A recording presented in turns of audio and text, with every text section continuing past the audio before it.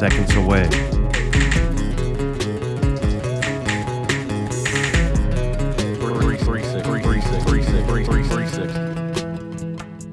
Three sixty.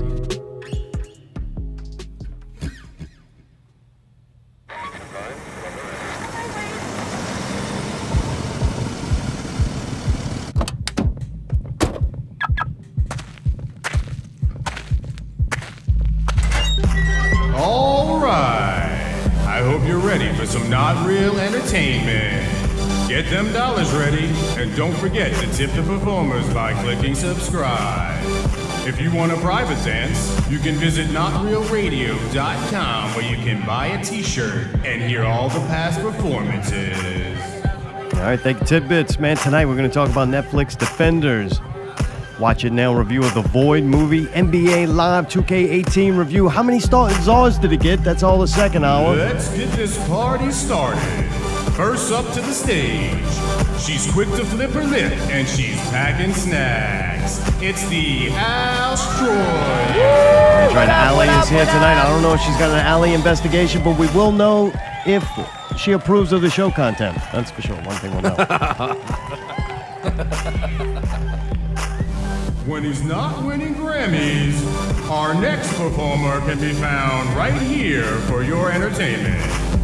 Let's see what Mayday's gotta say. Mayday was hot. That's the sun. That's right, Mayday was the sun. He had a couple of solar flare-ups, but he's looking all right tonight. He survived it.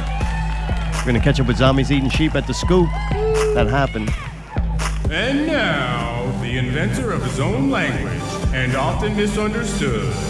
It's the self-proclaimed entertainment czar. That's right, that's me. See if I'll make up any good words tonight with the elder Chris Tyree and Justin 360. We live, babe. We live. It wasn't long ago you heard Justin on the show. He did such a great job with the Chris Cornell tribute, and now they're back at it again. Clean up on the center stage. Up Allie fell, huh? Oh boy, good. It'll be nice and quiet tonight.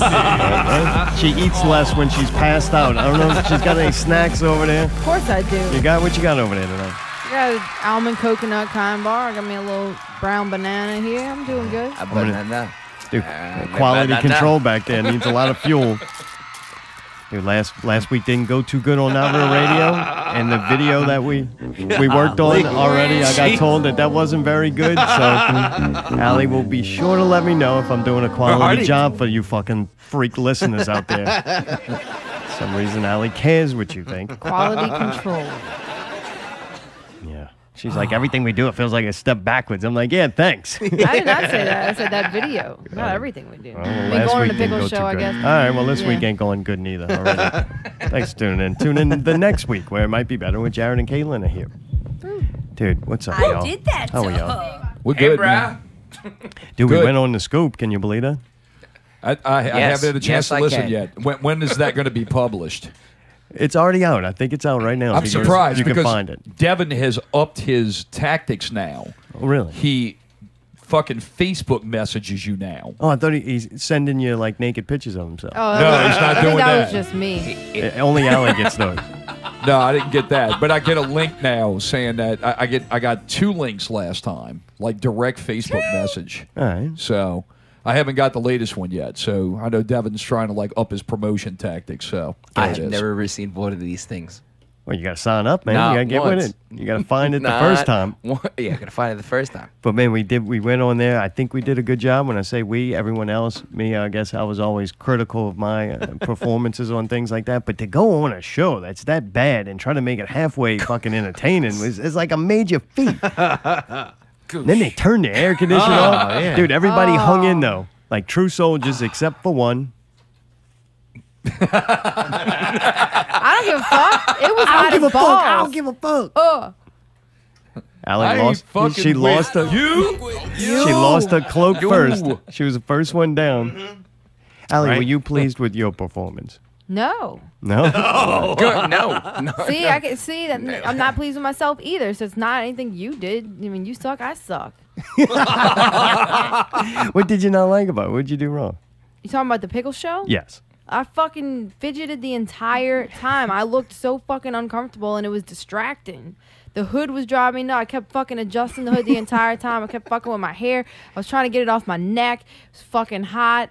I was dying. I didn't know what to do with myself. I was literally about to fucking pass out. I thought them turning the air off was a joke and that they were just playing and turning it back on. You got pretty mad. They didn't. It was horrible. Come on, ride the train. It was like fucking. And ride it. It was one of the hottest times of my life. I can only remember 2 other times I've been that fucking hot. Elder, don't you agree though? When you see like actors or performers, stage performers, it's kind of a glorious thing, right? People look up to it. You get people cheer for you if they like what you're doing. It's like a prestigious thing. But the suffering that goes along with it, I think, is good. It's all part of it. Am I correct? Yeah. Like it. Well, I mean, we played in Baton Rouge last night, and it was so fucking humid. I mean, it was like you were wiping a bucket of water off of the back of your head, and it Speak for sucks. yourself, Chris. It sucks. Oh man, it was. I tell you, man, the He had fucking a fan on humidity. him. Fuck that job. The humidity was crazy. But I tell you though, man, I mean, we had a great time. It Did was a you lot of take fun. your cloak off or you kept it on? No, No, he keeps the cloak on at all times. Yes. All times. He cannot perform unhooded. I was gonna. I tried everything in my power not to take it That's off. what she said. All right. But I can say one thing. Once I did take it off, I was like, all right, what am I gonna look like? You know. The fucking guns, dude. The boxing's been paying off. I was like, damn, go ahead, dude. Them guns were fucking blazing, dude. All right.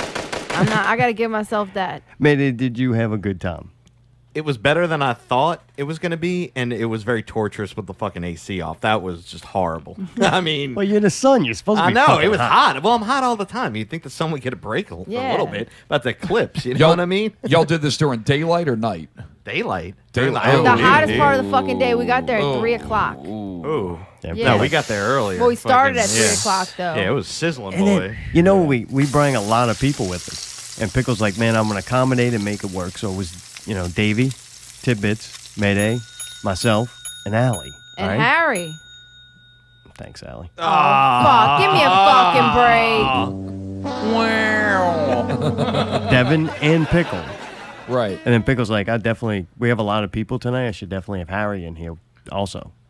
So then Harry takes it. And you got to realize, Harry's an alcoholic, right? Okay. Right. He's drunk. Okay. And he alcohol gets converted into heat energy from the liver. So Harry's like one of them fucking transistors in a high-rise building, just radiating heat out of him. And then he's in there, and then you hook up all the computers, right, and the screens. Thank God he didn't turn the projector on, because if he did, Thank God he didn't start cooking. Oh, He started cooking in may that as well have. motherfucker. Oh, forget it. what kind of nutcase would try to cook something in the middle of a show anyway? But it was Jesus. Davy's cooking pizza rolls. Ow. That motherfucker was loud, huh? He Yeah. got you on that. It's fucking fast. Yeah, thanks, man. Somebody do that to him, we'll get a fucking Fucker. 15-minute lecture.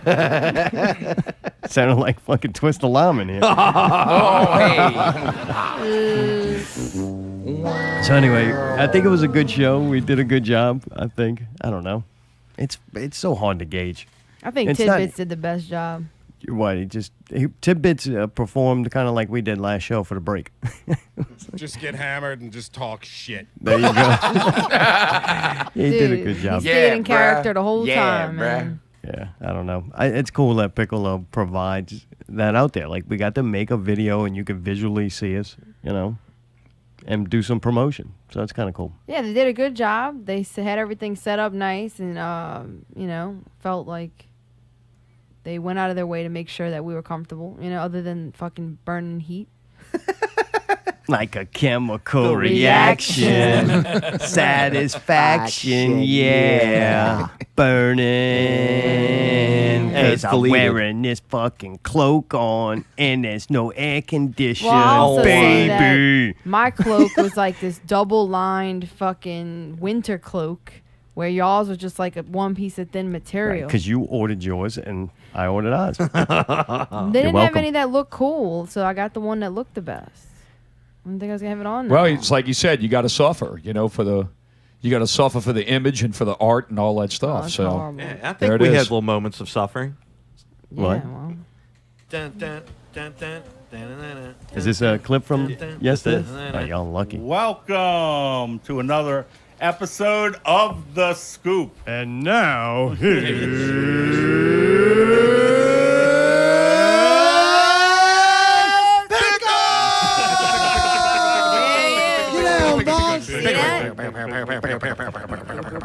Welcome, zombies eating sheep.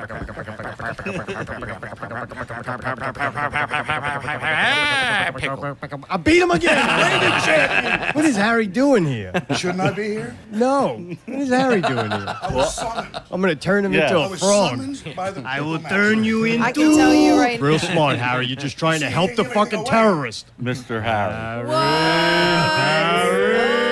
Oh, shit. Southport. Southport. No, you don't get to do it after what y'all fucking did to him last And the week. void. Murdered that. Turn off the AC. What? Dude, Harry's Oh, no. Did he just say, what is he trying to kill us in here? He's like, we're going to sweat What did him we out. say? VIP card. Ladies out there, a on the penis front and if one you can nut. solve He's ready to go. This is not a cult. This is not a church. This is not something you join. It's not something that's going to help you. We don't even give a fuck about you. We only care about ourselves. We're going to do this ceremony to open up a portal to a higher understanding and to transcend mediocrity. And if people don't come along, that's their fault. If you believe in anything after this ceremony, it'll be yourself. And that'll be the most powerful person and thing you ever believed in. Say it with me, Pickle. Soul. Soul. Pickle challenge? I just did the pickle challenge. Wait, are we, on one. what is going on? It's condensed version.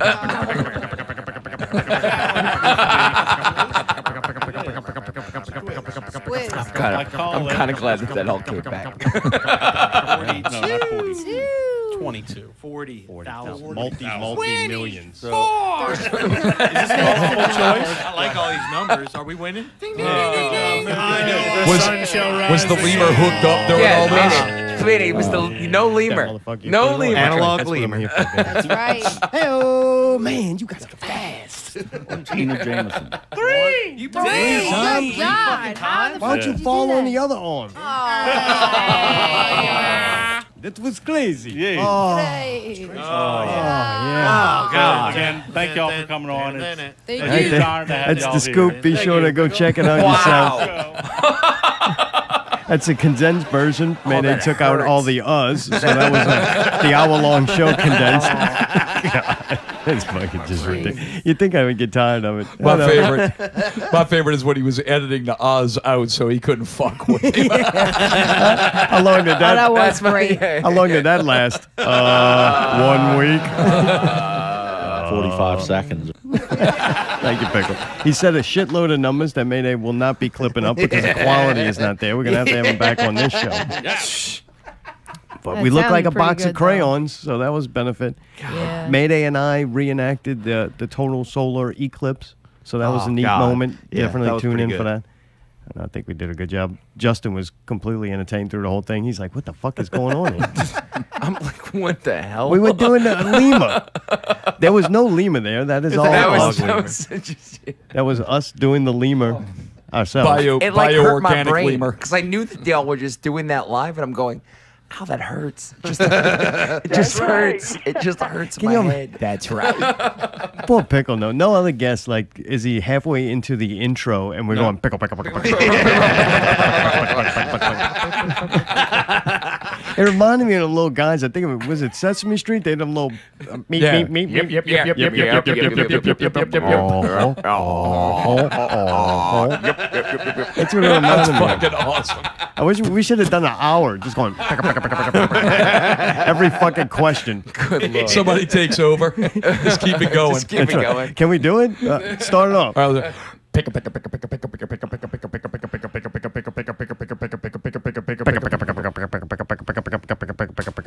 You have to start at the same time if you're gonna actually.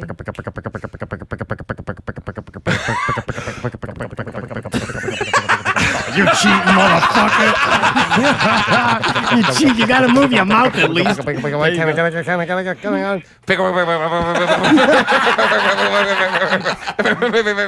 Suck my balls. Fuck.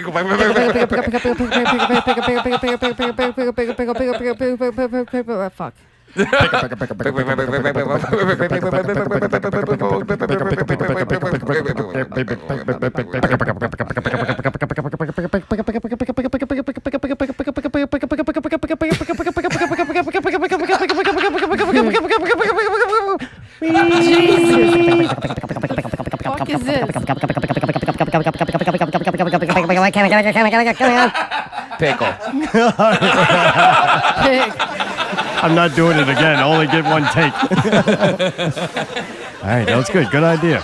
That's fucking hilarious. Man, now I give you co-writer credits on this show. All right, goodness. Let's take a moment here. And we've only just begun. Oh, man. Dude, good to see y'all. Justin, it's good to see y'all. Last time we talked, you were going to do the show with the cowboy mouth guy, right? I can't remember. Sanchez? Paul Sanchez. How was it? Was it cool? Amazing. Really? Great show. Great show. Tons of people came out. Had a blast. We'll be back with him. I'll be back with him. Man, they totally threw him off. Stunned him. Just like every answer I gave to one of Pickle's questions. Was it September 9th, huh, Justin? I'll be September 7th. I'm with him and Alex McMurray at Chicky on the 7th, and then at Gasa Gasa on the 9th. And you're doing Chicky Wow every Monday, right? And I'm still doing it every Monday. All right. Thus far at 5:30, but it sounds like they're going to move me to 8 o'clock. Nice. And I'm going to get to start bringing new people in with me to do the 2 hours while I'm there. Oh, cool. Waiting to see. It's not confirmed yet, but that's Something what in it's the looking works. like. All Yeah, right. it's something in the works. So you had a good time. Did you play with him, or y'all just alternated songs? I played.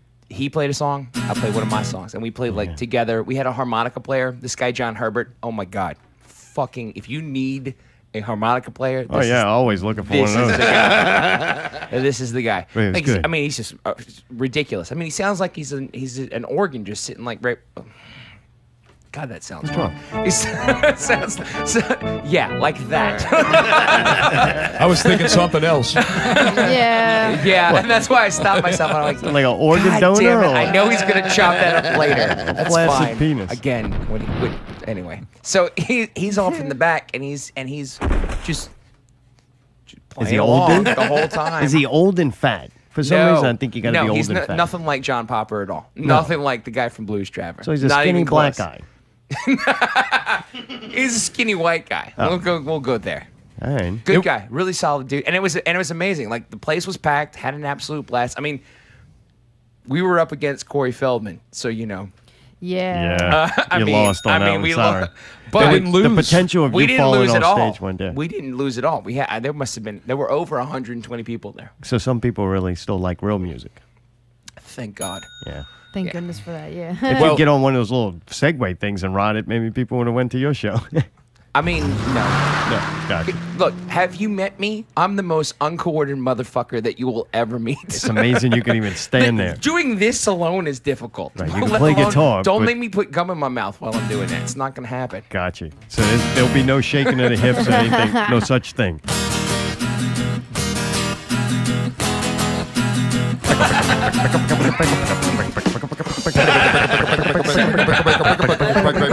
That was a new song, man. It's the Pickle Challenge song. Baby! Well, look, that show with Chicky Wawa that he played with Paul Sanchez. Hold on, man. They still playing the Pickle Challenge. That He doesn't show get that, tired. No, fuck no. He's got the lemur. He's going to get corporal tunnel, I'll tell you that. Well, he It's so fucked up. I'm just gonna have one button. Stop to hit. jacking Motherfucker, off, you Mayday. run into people with cars. Don't tell me anything I do is wrong.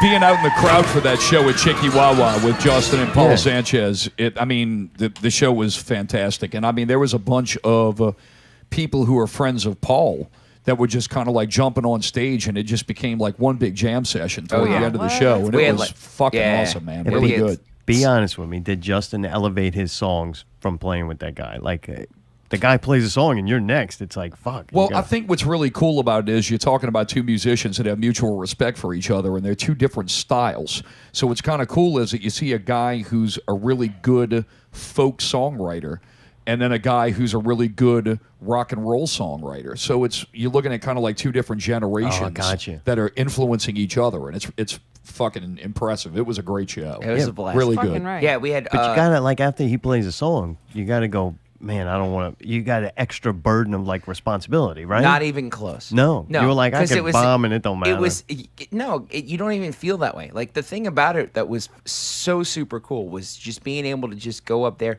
like, I mean, I play with Chris and it's fun, but bullshit. That was good. Glad your wrist is holding up. But it's a little different when we're doing cover music versus doing your like original tunes. So like, Well, then you just bang getting Chris up- so many times that it's like I'm just fucking Chris again. Now this you're like, oh, there's some new pussy up here to fucking bang. Like, give me some of this.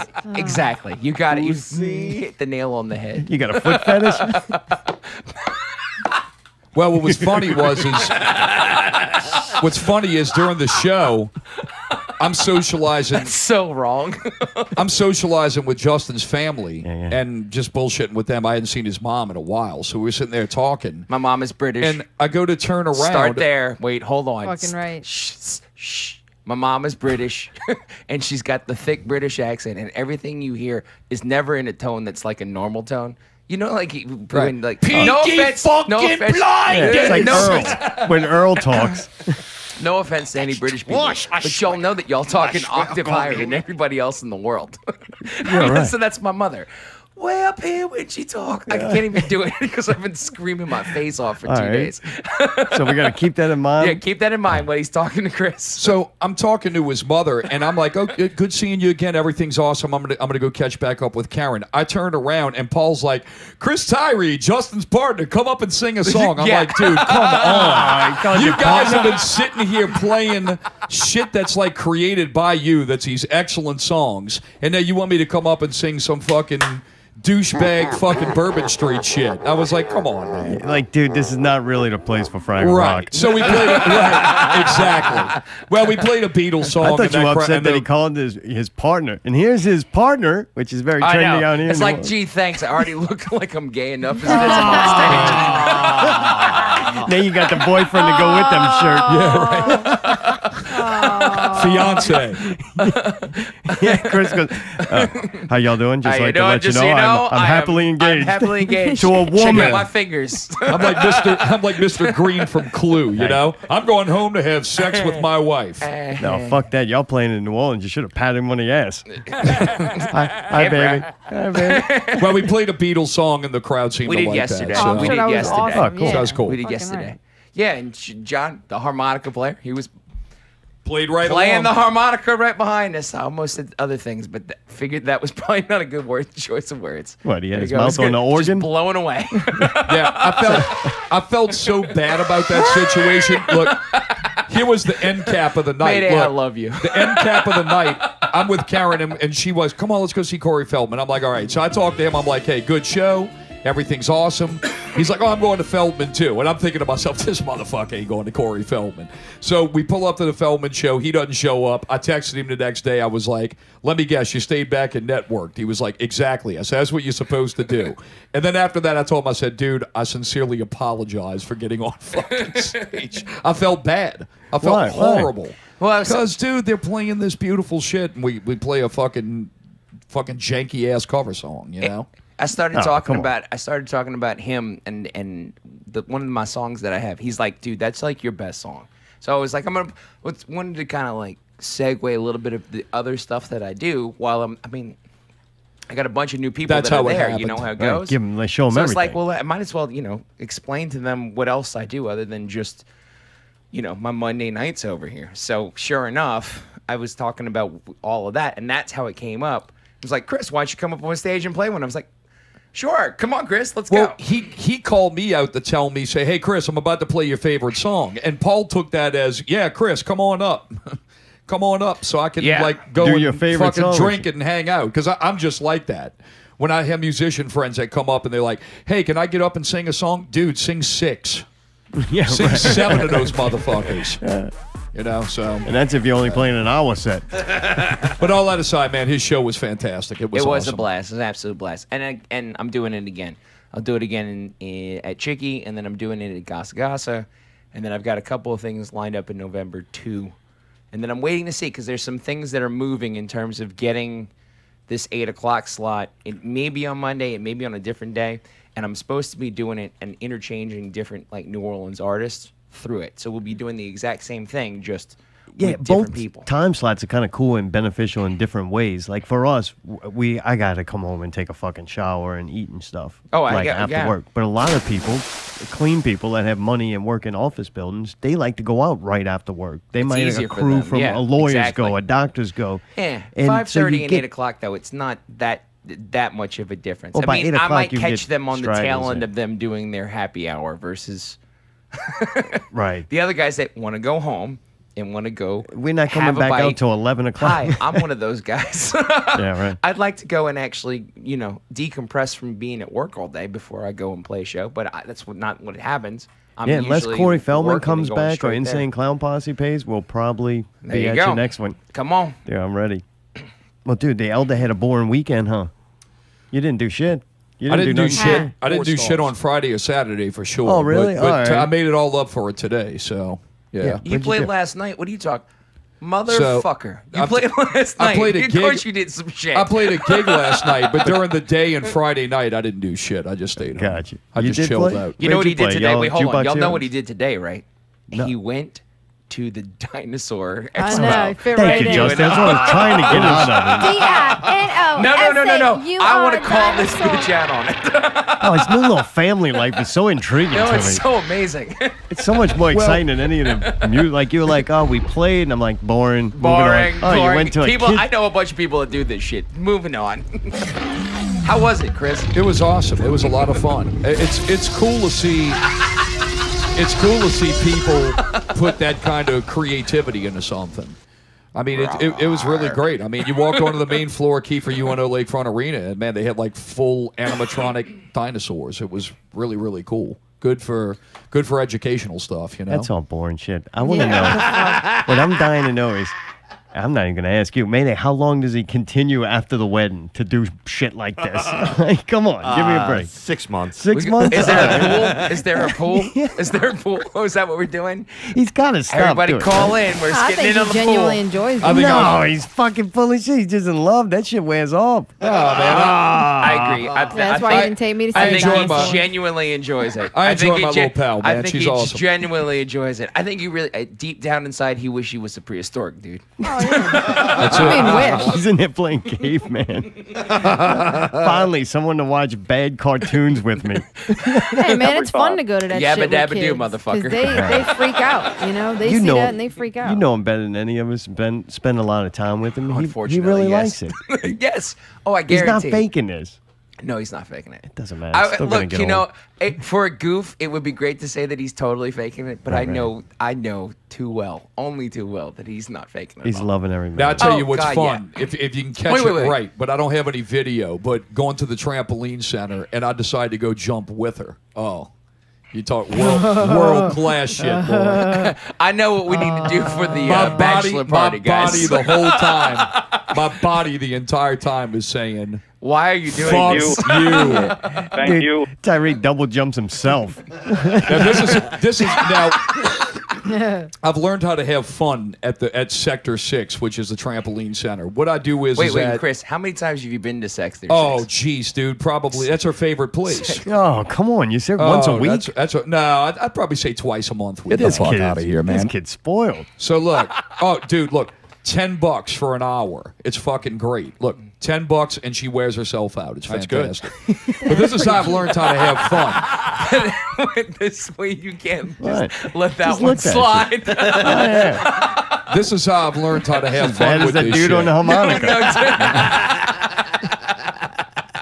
So, how I've learned how to have fun with this is, and this is what I've noticed about kids, especially little boys, when they take balls like Those two little dodgeballs. kids, because they're gonna suck. When they take dodgeballs, all these fucking kids grab these dodgeballs, and boys, like, they want to go for fucking headshots the whole time. Right. Called So intelligence.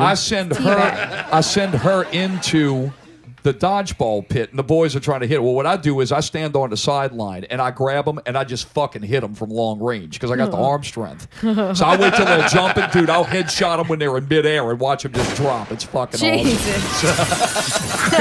Just heading, shotting little dudes left and right. Jesus. Oh,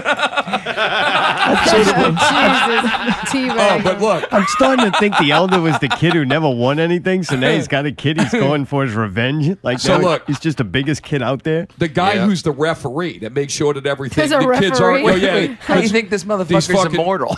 he's gonna steal soul somehow, and he's not got no red in it. So the referee, because these fucking kids, they go wild. You got to have somebody to calm them down. Right. So I sit there with the referee and just stand on the sideline, and I'll grab that dodgeball, and I see when it bounce, I'll look at the referee, go, watch me nail this little motherfucker. Referee laughs his ass off. He thinks it's great. Dude, that's awesome. So that's how I have fun. Well, I got to ask you about it. This is the reason why y'all here, the 25th anniversary of Core. Yes. Stone Temple Pilots, baby. That's right. Yeah, you're Y'all got- right. And I feel I'm just on the bus ride for Yeah. this one. That's the general Yeah. right there. Also playing that night, Ginger Weasel and the Bee. Talking about me? Oh, we don't do that around here no more. Ever since we wore hoods, we can't raise that. Yeah! Look at Mayday dancing. Say what? That's right. Weasel and the Bee will be opening it The up. Sprinkles remix. So, dude, you're saying Justin's a brainchild of this, or He's a the- general. he's I'm the just on band the bus leader? for this one, man. All right. Mark came to me and said, the Soundgarden thing was amazing. Can we do more? And I said, sure. And he goes, I want to do Stone Temple Pilots. That's the next one I want to do. I You said, tell him, man, he's been dead. That's what I said. That was the first. I said, "Hey, we kind of missed the mark on that one, guys. How about Linkin Park? Anyway, so we went to he's like, I got actually that's not true. It was during Jazz Fest. It was even before we even had the Soundgarden stuff. Yeah. During Jazz Fest, he sends a text out to me and to Chris and to Woody and to Paul, who I've never met this guy in my life. That's the but greatest. Clearly, this guy is a funny motherfucker. He's very enthusiastic. He's very Let's just put it that way. enthusiastic, and he's a funny motherfucker. Fuck is this?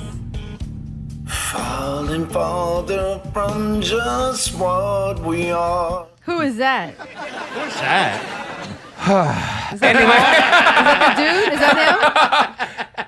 Man, Anyway, you gotta explain. so- Hey, Tom, I gotta know what Sorry, it is. what- What yeah. is it? That's Sun God 7.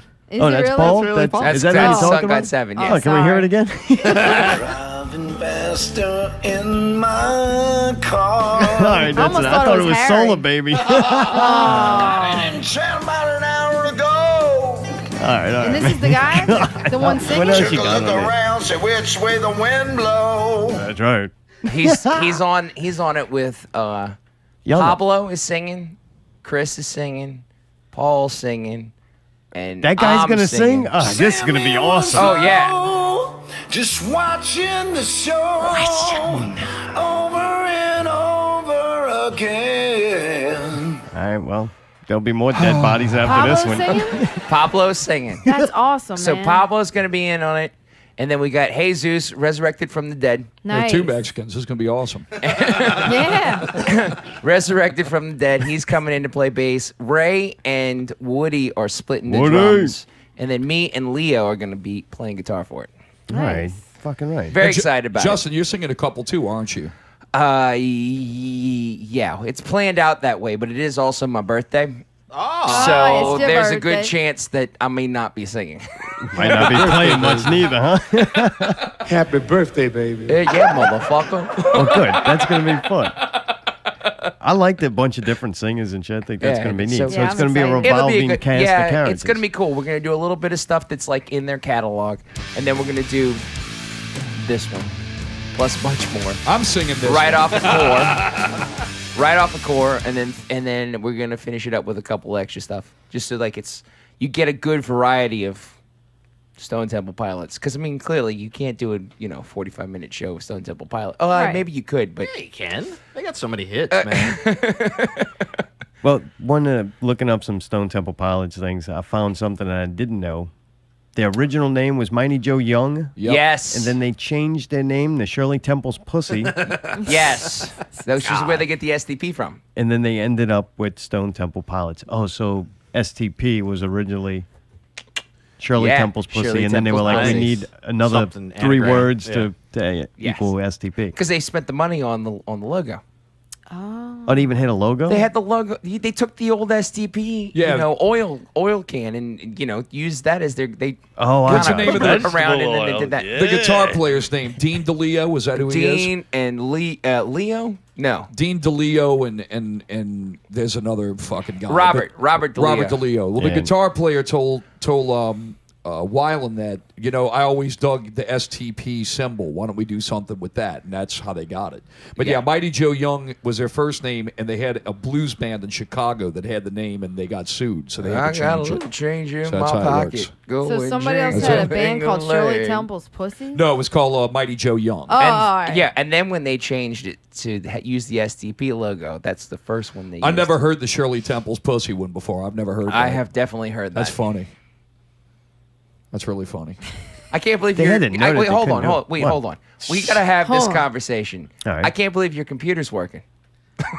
Every time I tune into your damn show, he's like, this motherfucker's still got to update again. This motherfucker's still got to update again. We've only just begun. begun. To update. Any moment. Doesn't even give you a warning. Yeah, you can watch it for yourself on the last Wine and Cheese we did about 3 months ago. I'm sitting there fucking playing videos off of it. It's got the backdrop, and then next thing you know, it tells me, you got to update. Yeah, I'm right like, now. fuck, I'm right in the middle of a fucking cocksucker. genius Thanks, presentation of, motherfuckers. of linguistics, and now I got to fucking restart the computer. Can't you turn that shit off? I don't know, Justin. You got to figure out how to do it, and I'm a Don't busy you know man. a guy can turn that shit off? I try to ask him very little. It turns into a whole thing, and I spend too much money. Yeah, exactly. And dude, Because so it's a PC and not so- a Mac. I get it. I get it. Core I came- understand. Right. The problem is I didn't spend enough money. Exactly. That's my default. It came out in 1992, Core did, 92. by Atlantic Records. Yes. It only reached number 3 on the Billboard charts. Really? It's not Yeah. bad. It's not That's bad, still but not bad. Yeah, but that was a killing album, man. Yeah, I That should have been know. number Can you one. think about the other albums that came out that year that were just like, all right, Huge. beating the shit out of that? Think of it for a second. yeah, I don't know. Oh, God. That was 1993. 90, you said? 92. 92. 1992. Oh, 90 Allison In changed Euro her- would have been In- during that time frame, right at the same time. And they were late And to the then, party, right? Weren't they late to the grunge party? Oh yeah, they, They were were the- super late. They were like the last of the like. Well, and they're not, and truly, they're not really grunge. Like I Well, at for the least sake I of it, don't it is see now. it. Oh yeah, it definitely is now. But if you ask me, the grunge really just came like your holy triumvirate is Alice in Chains, Soundgarden, and Pearl Jam, And Nirvana. and Nirvana. But I Michael hate Jackson. Nirvana. Listen to this Hold story. on, Danger. don't go too far. Nevermind by Nirvana. But What? Stone Temple Pilots doesn't even come close to any of that stuff. They came right on the ass of the big four, and they were big copycats. In fact, if you go back to Rolling Stone in '92, they were voted the worst band by Rolling Stone Avenue, Rolling Stone Avenue. magazine. But the thing with it is that that was the critics' poll. But if you read the readers' poll, they were the number 1 band that year. Yeah. So they got best and worst all in one shot in that magazine. So Yeah, that was in 1994. yeah, All right, I was Rolling waiting Stones. for yep. Yeah, so the fans loved it, but the critics hated it. They were looked as copycats, but then when they came out with the record after that, which one was it, Justin? Purple. Huh? That was after that. Purple. That was a blow up success for them Well, 'cause because they kind of came into their own at They that point. they went to a different sound, and they kind of transitioned away. They had more of that like show tuney, doorsy, bluesy San Francisco sound that you weren't getting from the first record. That was like, here's a whole Tomato's bunch not of grunge. very original neither. outdoorsy. Like you just happen to steal from a different bag of tricks. Like big deal. Because Yeah. to me, Core is fucking amazing. Like when I That's started Core is going through killing, these dude. songs, Yeah, Dead oh, and- yeah. I remember Dead and Bloated. We used to watch. I think Nancy My Earring did that, or Nasmo King. One of the two did that back in the day at Keystones. And I was like, holy fucking shit! To hear that song live played, even by a cover band, was so impactful. That I'm like, this we did is it with fucking Grunge incredible. Factory, and Yep. it fucking killed. I think whenever that was we the did first it. time I saw it live. great It used to be song. a staple cover when I was touring up in on the Northeast. That was a staple cover that they would play. It was Dead and Yep. Bloated. Yeah, to me, it doesn't sound like Nirvana or Pearl Jam or any No, of it that. doesn't. And so I don't know. I don't get it. I think, what happened. They just happened to come out at that time and that people wanted more of that and they were providing it. I don't think Right. that's pretty intelligent. Yeah, and their songs, I think they hold up on their own without it being a genre like band. Well, like you start, here's the thing for me is that with Core, it was one of those things where I'm sitting there and I'm listening to it and I'm going, yeah, this is a great tune. Yeah, this is a great tune. And then for some, I don't know what it, life, you like don't listen to it for a while. You hear like the hits every once in a while. Like you'll hear Wicked Garden played on, or you'll hear Dead and Bloated, or you hear like Plush. And then you just kind of keep going through life. And this was a great like reawakening of this album for me because I went back to it. I was like, holy fuck, I completely forgot about like Sins on there. That may be like one of my favorite Stone Temple Pilots tunes. Yeah, you want me to run down them real quick? I'm sure y'all know. Y'all been. Oh, we definitely know. Sex type thing. Sex type things on there. I don't remember that. Said I wanna get next to you. That's their opening, like their opening single. Yeah, fucking Wicked Garden. Great song. Incredible. Down in the Wicked Garden. No Memory. Yep, that was killing. Sin. Yep. Oh yeah. Naked Sunday. Naked Sunday. Creep. Yeah, How's Creep. go? Oh, yeah. There God she damn. tells me I'm a creep. Thinks so. Oh, yeah. Oh, fuck, this whole thing is hit. That song's a That album's got like 6 hits. Motherfucker. The album's got like 6 hits on it. You man. think only 3? Yeah, it is. I mean, only 6? I'm talking that were played locally here. All right. Yeah. But I'm saying listening to them. No, dude, the whole album is one of those albums that's absolutely incredible from start to finish. Piece of Pie. I don't remember that one. I don't know what that is. I don't sing that one. Do you know it though? Yeah, I mean, I can play it. Yeah, you don't have to do it. Whoa, and he's got that. Yeah, fuck. All right. That's an incredible song too. I know you know this tune. Plush is good. Plush is great. Great song.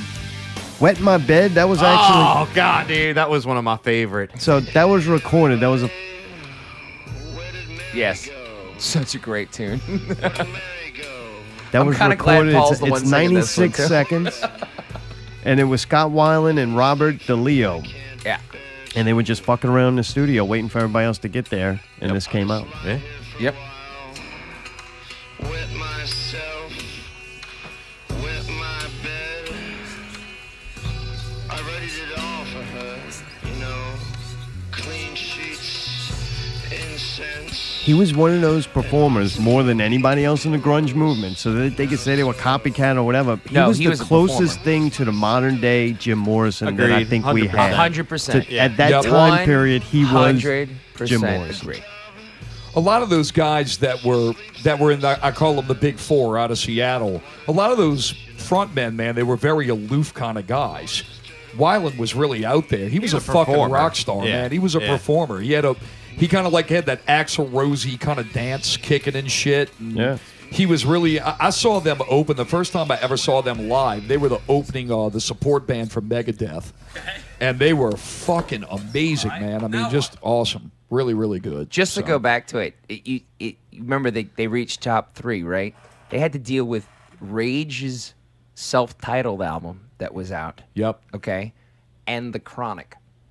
What? Yes. Well, no wonder why I didn't hear this till years later. 92 released Wait, some and big then records. I forgot and about Chris, Dre. you know this one, Alice in Chains, Dirt. Yep, 92. 92. Right. Damn. All right. September So 29th, you're looking at- 1992. You're looking at like Number the- 3's not bad. The only thing they need to throw in there was a Michael Should we- Jackson song. And Should we plug that too while we're here? Yeah, Plug it. yeah. Plug it. Right around. I mean, once we're finished with the Stone Temple Pilot show on the 1st, on September 22nd at the Deck Room, we're doing an Alice in Chains Unplugged. Good Lord. Hell yeah. Yeah, it's going to be the 25-year anniversary of Dirt. We'll be Is playing Ginger the, going to be opening for that too? Yeah, of course yeah, they no are. shit. The Weasel got to get some cheese. I don't know if I don't know. The Weasel. The Weasel. Wait. We can't pass by the next one. Keep going. Keep Cracker going. Man. Cracker Man. Oh, That's fuck. one of my favorites. That Dude, song's that is my fucking favorite awesome. fucking Yes. song, dude. I love Killer that fucking song, song. It's so hard. And then last but not least, this is one that I forget about all the time, but when I do hear it and just reading the name of it, I went, fuck, I love that song. It's Where the River Goes. Yeah. Oh, dude. Great song. Yep. That song is one that can Great- give you goosebumps if done Great properly. closing track. Actually, Stone Temple Pilots has like a good history of putting great closing tracks to their records. And what's funny is that track was their opening song at the Megadeth show. Oh, wow. That's what they no opened with. shit. Yep. That's kind of cool, too. Because everybody's probably expecting it to be the last. Well, everybody expected it to be Dead and Bloated. That was about mid-set, but that song was the opening tune. Yeah, I like it like that. I would like them to open up with that and then end with Dead and Bloated, because then after Dead and Bloated, you're just like, all right. You're like, I'm good. I don't need to be here anymore. Well, fuck you guys. I'm going home. Fuck all y'all. While I'm learning these songs to do this show, memorize them and all, I'm watching a documentary on Stone Temple Pilots that came out right around the time of the first album. I always thought that the I Am from Dead and Bloated was done through a microphone. Well, they show him in the studio. He's singing it through DeLeo's guitar pickup. That's where they got it from, which is fucking awesome. That's pretty cool. Crazy. That's amazing. Yeah, they show him like right there. He has like DeLeo's guitar in his face, singing the line to it and shit. Yeah, that's kind of cool. So yeah, I thought that was really a cool effect. Yeah. Really neat. Yeah, for some rip-offs, they really did some inventive and ingenious things. Does Stone Temple Pilots or Shirley Temple's Pussy bring back any memories from y'all about being that age? You said you didn't really get into it. No, that was around that time. Truthfully, the album for me during that exact same time would have been Super Unknown. I was like, oh fuck, that's right. Gotcha. That's my fucking jam. That being said, this one really got me. I really enjoyed listening to it. I really loved those tracks, but it didn't. It took me like I went away from it and came back to it. I mean, it brings me back to fucking being young, to being young again, and just trying to figure out like what in music that was like I wanted to do later on, like what drew me to be like what kind of songs I wanted to write. So music already captured you. Oh yeah, especially that record. Okay, so as far like I like Pearl Jam's 10. Okay, we're gonna do all of this Pearl stuff. Jam's guy. Yeah, we're gonna get into a verses now, coming up. So Pearl Jam's 10. I liked Pearl Jam's 10, and but for me, like this was like a true like rock record, and it was one of the first rock records that I remember hearing and being like, "Fuck, like I want to write some fucking rock tunes." Yeah, this one. What about you? Was this a breakup album? Nah, 91, 92. I mean, I'm on top of Pearl Jam's 10, Bad Motorfinger from Soundgarden, yeah, Bad Motorfinger, Dirt from Alice in Chains, and Nevermind by Nirvana. And I pick up the Rolling Stone, and they're on the cover, and everybody's busting their balls about how they're copycats. So I read them, I'm like, dude, well, I'll go check it out. So at the time, you actually had fucking record stores. So I go and swing and picked up the album, popped it in. I'm like, God, these motherfuckers are bad, dude. I mean, I don't understand where all the hate really comes from. But there was more good shit coming out. Like, that was a great time if you were into music and rock music. Unfortunately, I was listening to Dre and rap. 91 to 95. Wrong with that. There's nothing wrong with that. 91 to 95. Everything. Rock, metal, hip-hop, fucking hardcore rap, even pop music. Everything from that, man, everything was just so fucking just quality, man. It was just unbelievable. The music was... But looking back, like I went to look for artwork for this, and I didn't like it. I didn't like the style of it. I'd much rather modern day and like visuals, and representations of bands now, as opposed to that. I looked at them like, man, it was grungy too. It was like that whole, we have the money and the ability to put out really cool quality shit, but you don't want that, so we'll just make the artwork shitty too.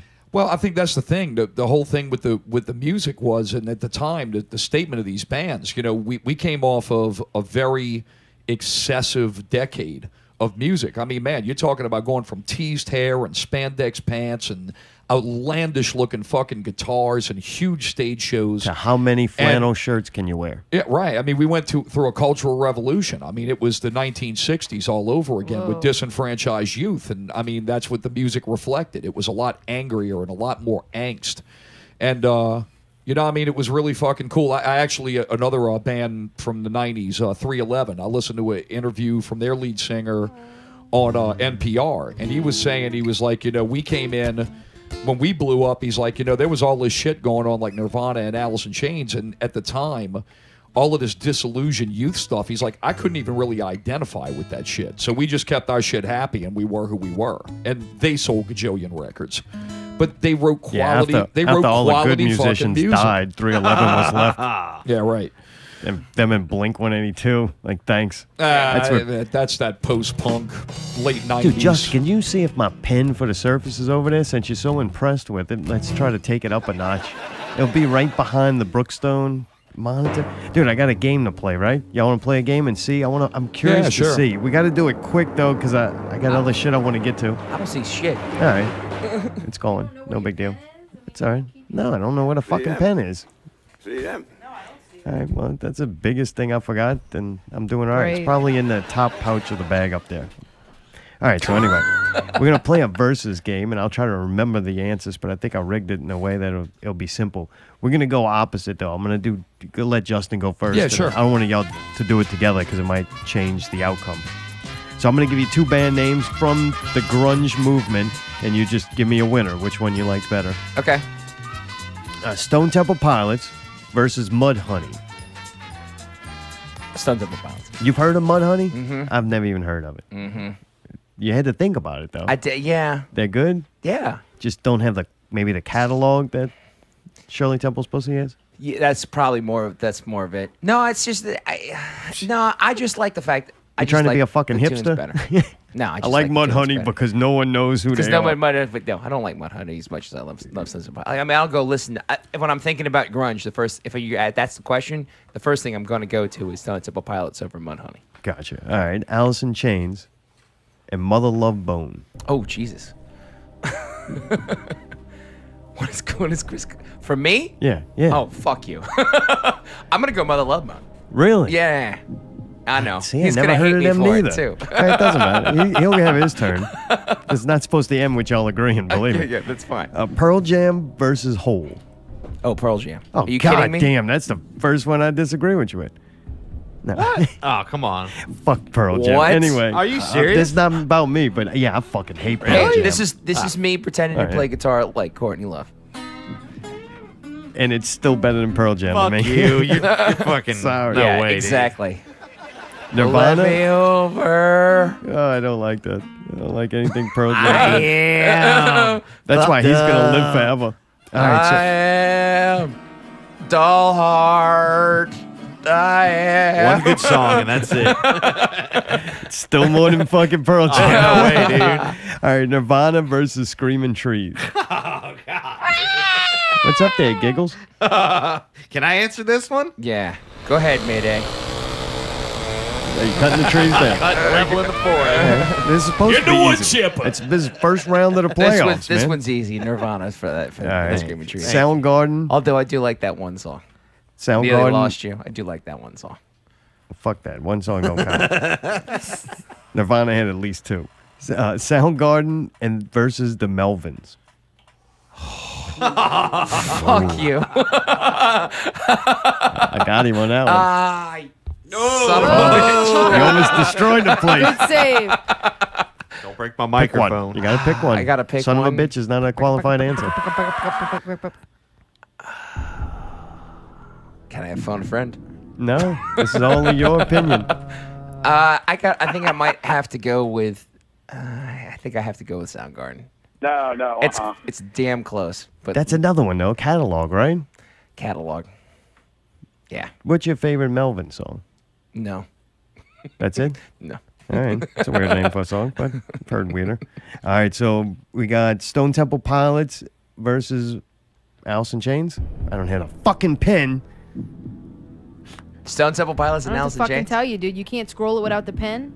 No, I can't fucking mark his answers and memorize what the fuck he said. Wait, who's? It's his turn. All right, go ahead. No, it's you. Oh. You got to get it down Stone to the Temple next. Pilots and Alice in Chains. Yeah. Stone Temple Pilots. All right, and you had Pearl Jam and Nirvana. Pearl Jam and Nirvana. Pearl Jam.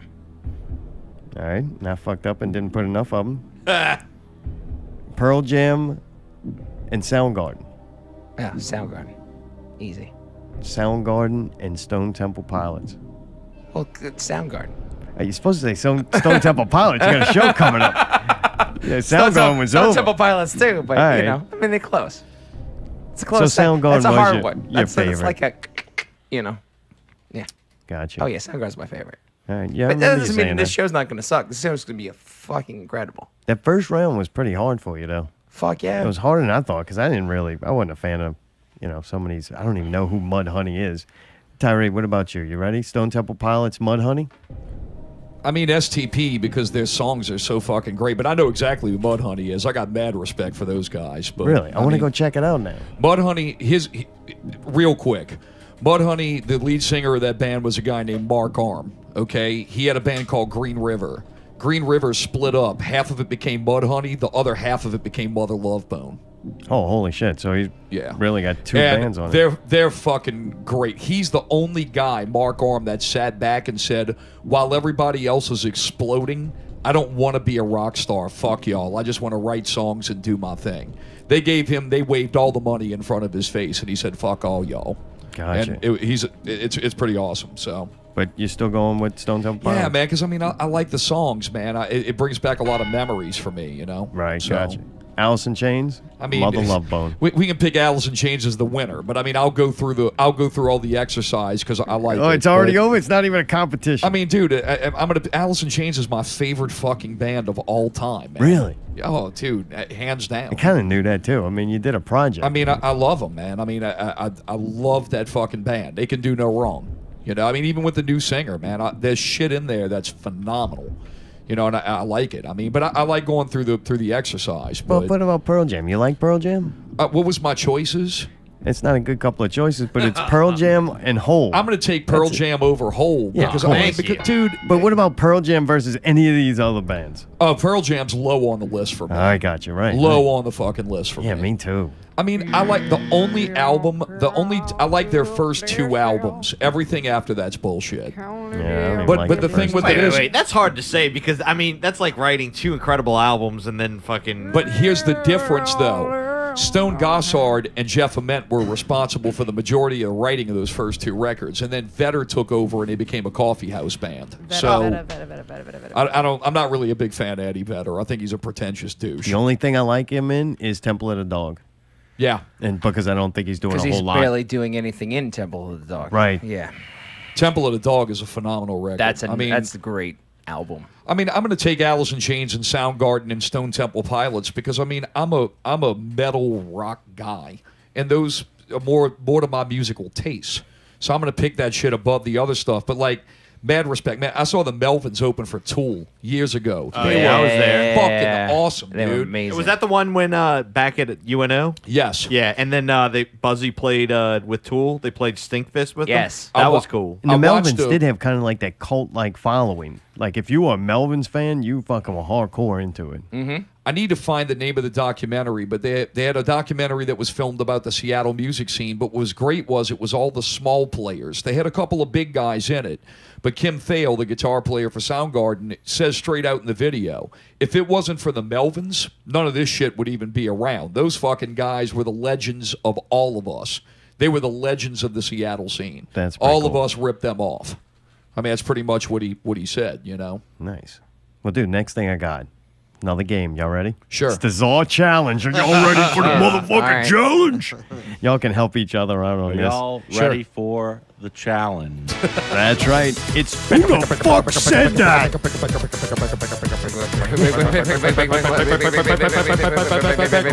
Hey, come back when you've been practicing. I might actually try to beat you. You ain't even doing. You're doing about as good as Mayday. Oh, hey, fuck you, pal. Hey, Fuck you, dude. you've been getting a little better. Luckily, the lemur cannot officially beat me because it doesn't breathe in air. I can. All right, who the fuck said that? Who said that? These are quotes from people in the kind of the grunge movement, you know, and music at that time. I'd rather be dead than cool. Who the fuck said that? Thank you, Tyree. I'll go with Cobain on Yeah, that that's one. what I'm thinking too. You two, boy, both of you all right. Damn. Ding, ding, ding, ding. I'd rather be dead than cool, Kurt Cobain. I he don't is. need drugs to make my life tragic. Ooh, I'll go with Lane Staley on that one. All right, you got a guess? I'm going with Cornell. Oh, it was Eddie Vedder's fucking horrible ass. Of course, that's the only His asshole life was still so alive. shitty, he didn't even do drugs. Shit. He just sat on stage and fucking whined and Just cried say, on it, and then later on gets to be like a political activist. He's gonna get up there and mumble through his fucking songs and then give you a political speech. Give me a break. Wait, hold on. We had to play that stupid fucking song last night. Oh, I hate Which one? Yellow That fucking Yellow Ledbetter The song. I looked at him. I looked at Chris and I was like, "You don't need." He's like, "I gotta look up the lyrics." I'm like, "Motherfucker, you don't need lyrics." No. The only reason we need to do this song is because the guy gave us $20 to play it. I'll play your fucking I'll play song your for fucking that. song. I'm sitting there going, "God." Which one is it again? Yellow Ledbetter. It is the worst fucking Pearl Jam song. That's what you get for free. That's what- $20 exactly. you It actually. was a big radio hit. It was No. a huge radio hit for them. No, but don't, it's a don't shit get it song. confused. It's the exact same way whether or not you pay me or not. It's what you just get. like that. Gotcha. Yeah, fuck that guy in that song. You should have just gave him a big political speech and moved on to the next song. All right, the next one is. Not these days. No. I was in a band when I was 15. We were a glam band. Then I couldn't afford to buy makeup. At the time, that was a thing. That's Lane. That's Lane Staley. It is, man. How you Yeah, do that? that's Lane. Yeah, because I know that we interview. we know the story of Alice in Chains before it was Alice in Chains. There's video of them as glam, like them and fucking Cantrell and fucking looking like all the Bee the Gees. fucking hair and all the fucking 80s lame. shit, looking Super and playing all of these 80s like tunes. If you listen What's to the name of the band? What was the name of the band before Alice in Chains? it was I know Alice, he knows it. It was called Alice N, like Guns N' Roses. Yes. It was Alice N Chains. There you go. Yeah, it was. And they, apostrophe. Yeah. And what they did was, if you listen to their original demo that they turned in to get signed, it was a 5-song demo. Only 2 of those tunes made it onto Facelift. Everything else sounds like glam rock. They re-released them on their box set. I got them. They sound like 80s metal songs. They didn't get accused of like being rip-offs. No, Poor Stone Temple Pilots. Poor Stone Temple Pilots. That's what happened. Oh. Led to the heavy drug use. Everybody's out there fucking sucking Pearl Jam dick. Look what happened. I never liked the. Thanks, Mayday. I never liked being told what to do. That's the reason why I dropped out of school. Want to go with Cornell on that one? No. I think that's. I think based on based on his response, it might be Cornell. It's my next favorite, Dave Grohl. It's Dave Grohl. Yeah. Boy, it There you makes go. sense. He dropped out of school. He don't know economics. Goes and plays for free. I got another confession, my friend. I don't like that motherfucker either. I don't mind him as a drummer. Oh, dude, he's an incredible quit drummer. He's an amazing incredible drummer. drummer. I Like, wish he'd bad quit. Didn't like being told what to do. I like when he does what Allie's doing right now. I don't like when she does it. I didn't make no good grades. And I queef too. So if you want to be cool, quit school. All right, that's enough. Yeah, that'd be that asshole that would say that too. There goes his hero. Fucking graduated from high school. Fucking overachiever. Fuck with you. Yeah. Hey, it's like, hey, some people cook for a living. Some people milk cows. I write songs. God, man, this is tough. Wait, say that again. It's like, hey, I thought that was a statement too. I can't do it because people like, talk. what? About it. Well, it's Let me hard know when to everybody's fucking know done. what you're doing. It's like, hey, some people cook for a living. Some people milk cows. I write songs. Biggie Smalls. Yeah, nope. That's He said something similar, but I write songs. All right. you want to go with? songs. I'll go with Scott Weiland on that. one. I would almost say Scott Weiland. On You that. got it. Damn, Yeah. man, y'all are good. All right. Only dumb people are happy. Only That's dumb Cornell. people are happy. That's Cornell. You think that's Chris Cornell? Yeah. All right, let's. Well, yeah, we'll do that. It's Courtney Love.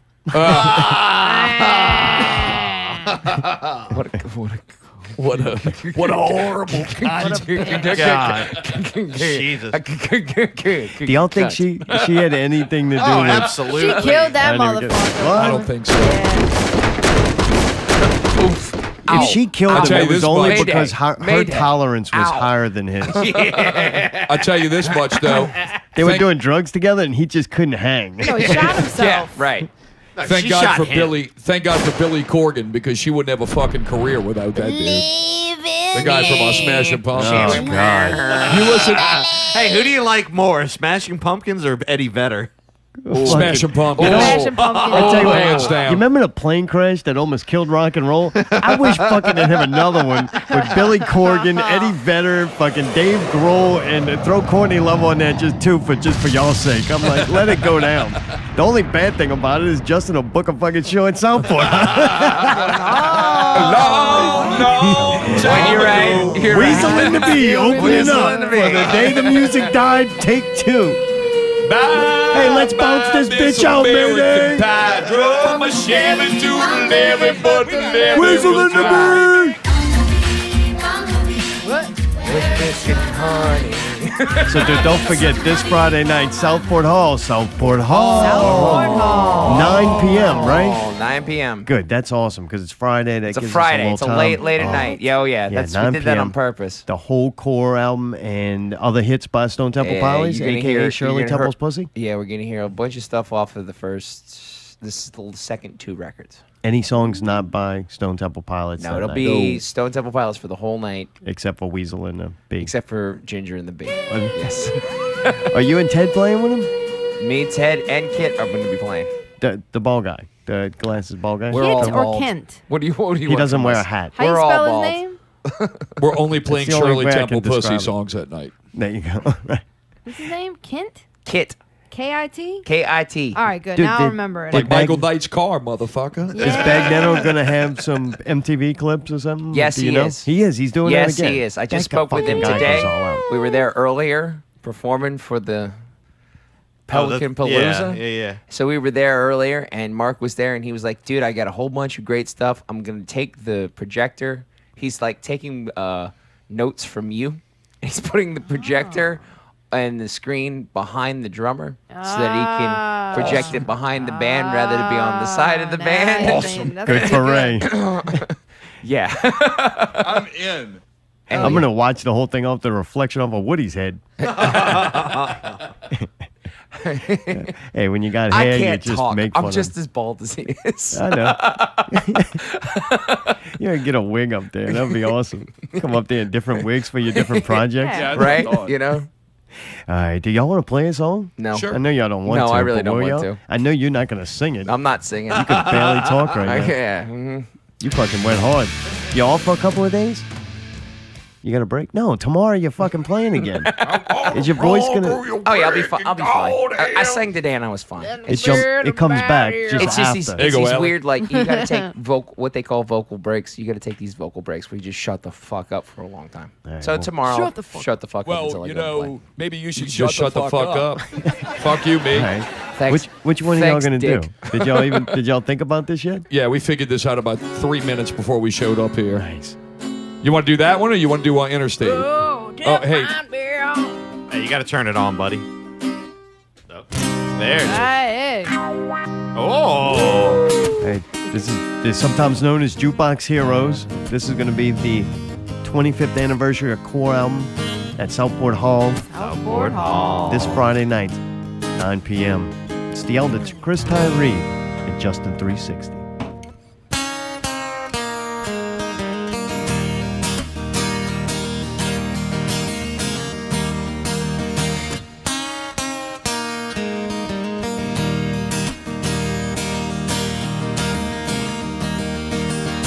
We're waiting on a Sunday afternoon. What I read between the lines.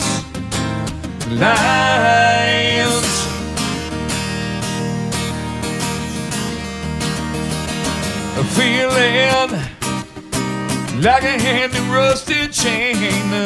So do you laugh at those who cry?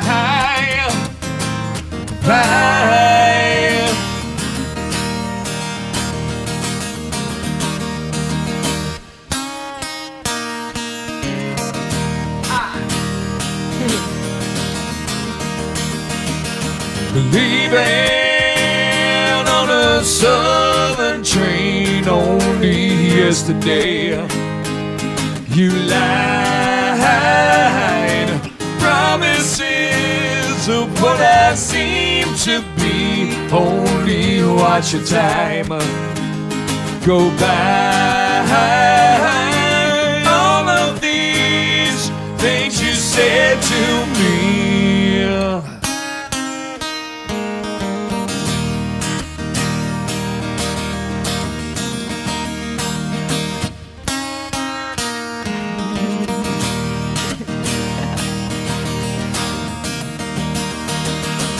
Breathing is the hardest thing to do.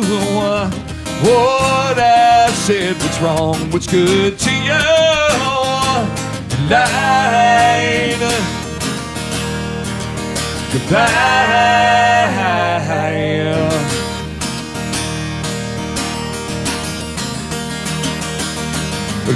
Leaving on a southern train only yesterday. You lied. Promises of what I seem to be. Only watch your time go by. All of these things I said to you.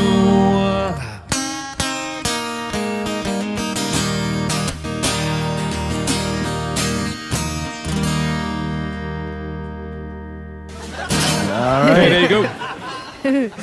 Thanks, Dick. It wasn't Mayday, it was Allie. She was Well, over look, there no, I'm laughing because her they had ass a off. guy in the chat room that was hating. During their song? Yeah, but he was hating before that. He was Hey, I'll like, tell you what, asshole. Look, why don't you go fucking sing for 3 days in a fucking row, and then you can come back and bust balls, okay? Yeah, Mayday. So he basically was saying tribute shows, really? And I was like, well, Wyland's dead. It's the only way you're going to hear these songs, you know? And he's like, that's why the band was called Stone Temple Pilots, blah, blah, blah. So then it goes down, and I just said, you know, you have incredibly talented musicians and singers from different bands coming together for a 25th anniversary to an STP album. I don't understand Play what an it's album that's fucking good. A lot of people like it. Like, I like it. So then that starts happening, the playing It's of music. so happening. And the dude says, ouch, LOL. That was when you did that thing and you made that sound.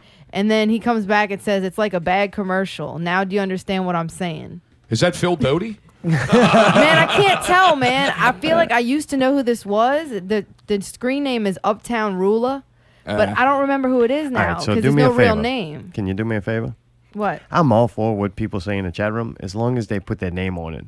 Yeah, me too. Yeah. Maybe he'll say who he is. Oh, and as far as It's a lot better. It's a lot better when you can, you know, say who your name is versus being anonymous. I have more respect for what they say. I'll be honest with you. Or at least if they troll, then you could call it on. well, really, honestly, I don't care about trolls. You know, how people say they give 0 fucks. I give negative fucks, so I really don't care. Minus 5 Tarrides. I'm going to go and I'm going to have fun playing music with my friends. We're going to play some songs that we love, and that's all it means. So Hell yeah. No, it's I'm going to be good. enjoying It's going to be fucking fun. It's going to be a lot of fun. And Justin fucking killed the Soundgarden show, so I know that they're there. It's Oh, all yeah. quality musicians except for the Sun Gods, and there's only room for enough, you know, for one Sun God around here, and that's Mayday. So. Sammy was low, just watching the show.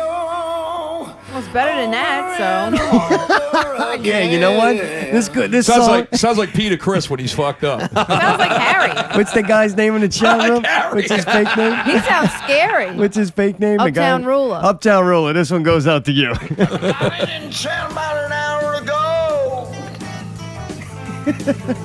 Took a look around, see which way the wind blow. It sounds like a Juan Well, a LaFonte little commercial. girl had Hollywood bungalows.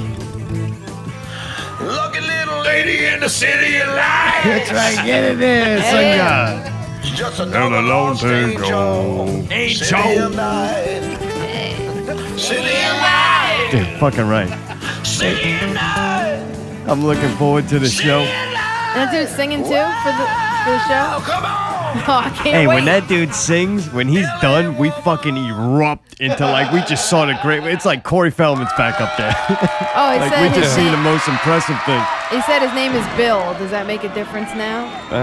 No, Bill. it makes no difference It makes to me. no difference. Not anymore. And you already Thanks, Bill. broke. You already Appreciate broke the it, new Bill. rule. Thanks, Bill. See you Hey, at the Bill, show. come play a Soundgarden show and sing for 4 hours, and then come out on a How Sunday. about and somebody play. with a fake name that we don't know who it is? You don't read their fucking comments because I don't really give a fuck. He who they listens every week, though. I just felt like Yeah, he does listen Yeah. every week. I've heard his name in the past before. I know he listens every week because I've heard Allie mention him on previous shows. Yeah, do like all the other cowards and fucking hate you. and don't say anything. Fuck you! Hey, look, man. Look, next time My favorite. I won't report from the chat room. Y'all mentioned I was No, laughing. unless I they're gonna was fucking laughing, say their 'cause I was name like, and who they Jesus, are. this guy's calling it Yeah, out. you're laughing. You're more fucking disrespectful than him. At least he's not sitting in the fucking room laughing while the guys are trying to play. Thank you, Bill. No, I'm laughing at him. Oh, I really don't care about Bill. Negative fucks. I really don't care. Dude, before we go to break, do you want to do PPV guys? Not real movie news? Oh, yeah, sure. I'll do one just real quick. All right. Well, that was fast. All right. Well, there Well, we go. I was waiting for the intro. Oh, my bad. I'm sorry. I didn't even hear it anymore. New Jersey the B album coming This out is next Popcorn, Piss, and Vinegar, and this is not real movie news. Just very, very quick. They announced that it's not official from Lucasfilm yet, but they're saying that they're going to do a movie based on Obi-Wan Kenobi. And then there's going to be other shit that's going to follow up that's going to include Boba Fett, Jabba the Hutt, and what other fucking character? One of the other movie Jar Jar characters. May as well. So what it tells me now is that Disney has no ambition to do anything adventurous with Star Wars. Except cash out on things they They're already gonna just do guaranteed money shit. And if you listen to our show this week, which will be probably posted either Tuesday or Wednesday, I'll go in depth of what they probably should do, which would be great ideas that would make a fucking billion. And I'm just dumb. I'm not like a huge Star Wars fan. I mean, I am a fan. I've watched all the movies. I like the new crew and the new kids coming up. I'm kind of glad that Leia's dead and Han's dead. And I like the saga movies. I don't have a problem with that. But I mean, if you're going to do these anthology movies that are breakoffs, there is two fantastic ideas, and you can find out what they are by listening to PPV Guys this week. You can subscribe over on iTunes or just check us out at ppvguys.com. We post all our episodes there. So how many stars should they give it? This show? Oh, 5 stars without question. 4 stars Except for without Bill. question. Fuck Bill. But I mean, fuck them. Yeah, nice. I can't wait to listen because, yeah, I'm interested in it. I wasn't really excited about a movie about Obi-Wan, but now your beard makes more sense. So I'm kind of getting it. I'm not excited about it at all, but I'll get into that on the show. So Cool. Well, dude, thank y'all so much. Looking forward to seeing you Friday night, Southport Hall. Southport Hall. 25th anniversary of the Core album by Shirley Temple's Pussy. And Weasel in a Bait. 2 weeks. 2 weeks. Oh, it's not this Friday? 2 weeks. September 1st. Oh, shit. So it's the Labor Day weekend. Yeah, not this fucking weekend, right. weekend Good. after. So Fun. Labor Day weekend. 2 days to recoup. Yes, yeah, you're Might right. go big. We might have to take a Gonna have Uber to to that Uber. Oh, we motherfucker. Uber and dude, they're gonna have check perks. They're gonna have the Justin's hobos out birthday? there. Look. Yeah, you're right. Let's see if I can get fucked up like you. I've been saying too, I need to get fucked up with Pablo. Like Yes. that dude's great to Yes. drink with. Huh? His head's like a fucking keg of beer on top of his shoulders. Dude, yeah, we getting fucked up that night. That's gonna be fun. Here's Justin, you like drinking with Pablo? Yes. It's Totally. fucking fun, 100%. right? It's an adventure. It's absolutely an adventure every time. He Dude, goes that through time, all y'all- the stages He's of got friendships in one night. Nothing but love. That He's time got y'all played nothing at but love by the end Encore, of the night. dude, that Nothing was but love. fucking great. Yeah, I We were yeah. annoying the shit out of y'all with him. Remember? We were fucking all standing in front going, I remember what? Did your fiance let you Y'all drink? played at Encore and we were with Pablo. I had to carry. I don't remember Oh, any yeah, of we that. Me were drink. bad. I had to carry her fucking ass home tonight at that Corey Feldman Oh, show. fuck that shit. She was fucking gone. What? Go ahead, Should've Chris. left that ass Chris, in the can cooler. I prod you to tell the story? Can I prod you to tell the story? What, the story about Karen? About getting fucked up? Oh, God, dude. Look, we went to his show, and she drinks wine. Well, neither of us drink like as heavy as we used to. Right. So, man, she's like 5 cups of wine, and she's fucking gone. I mean, gone. Did she like you extra? So hanging look, all over you look, extra brought her lovey home and dovey? all of that shit. Look, put her in the fucking bed. Look, took one shoe off, and this motherfucker was like, "Look, out, Boom. out." Yeah. Said, Dude, you see people when you're out and your old ladies get drunk, they're like, boy, you're going to get lucky tonight. It's like, Not no, even. I'm not. It's fucking going to be nighttime. Let me tell you, I can predict this for you now. I'm going to be pulling it fucking 3 hours from now. That's how it's going to be. Yeah, pulling the shoes That's off. all. Yeah, right. Exactly. Amen, brother. Oh, hey, really quick before you guys go to break, on behalf of Justin, dude, go to fucking Chicky Wawa on Monday and see this come on. motherfucker. Yeah, Come I on, gotta man. do that. Come on. His songs are great. And check what is it? JustinMolaison.com. .com. There it is, man. Yeah, and you're going to be doing, you said something about some Pink Floyd tomorrow night over there? Is that a joke? You shouldn't put it on Facebook. if it's a joke. I know, right? Oh, fuck no. I'm gonna do some moon and sun songs tomorrow, considering the fact that we have an eclipse. There you go, Mayday. A whole set just for you, buddy. The moon. Nice. All I right. was playing tennis on the moon. Well, thank you, lazy eye. Yeah, because tomorrow night, Monday night, the solar eclipse will happen. It'll only be a partial solar eclipse here in New Orleans. Wait, it's not a full? Not here, motherfucker. Listen, Harry. When I'm talking, you listen, you learn things. If you go outside at 11:57 a.m., Okay. it will No begin. totality. The No moon will totality. start to move over the sun. It will move over on top of the sun and block out 75% of the sun. Maximum time that you'll get the effect is 1:29, and then by 2:57, it will be over, and everybody could go back to work then. Stop pointing Yeah, your cell phones at the fucking everybody sky. at 11 o'clock. Everybody's gonna be outside, and they're gonna be outside until 4 o'clock. Yep. That's what you're telling me. But that will signify the beginning of the ceremony. Yeah, clearly. At break, I made a Czar mashup. This was actually going to be on last week, but that show was going so well, we decided to have 10 minutes of fucking absolute silence. It's the occult in NASA. Jocelyn Polk. I never heard of him before, but he's a classical musician, I believe. He made that song that's in Eyes Wide Shut.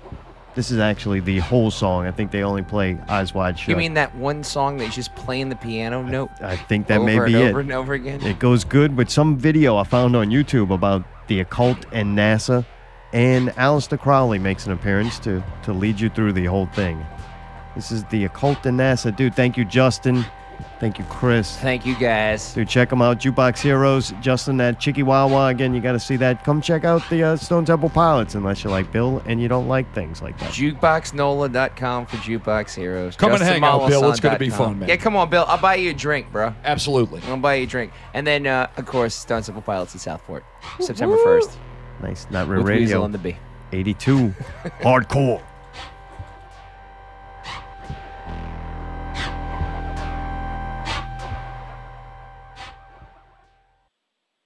You're listening to Not Real Radio. Not real music. Not real news. Not real guests. Not real reviews. Subscribe to one of the many ways you can listen. SoundCloud. iTunes. Stitcher. Google Play Music. YouTube. Or your favorite podcast app. Listen live Sunday nights at 8 p.m. on MixLR. Or just visit NotRealRadio.com. Where you can buy a t-shirt. Make a donation. Transcending radio, one show at a time. Not real music. Not real news. Not real guests. Not real reviews. Thank you for listening. NotRealRadio.com.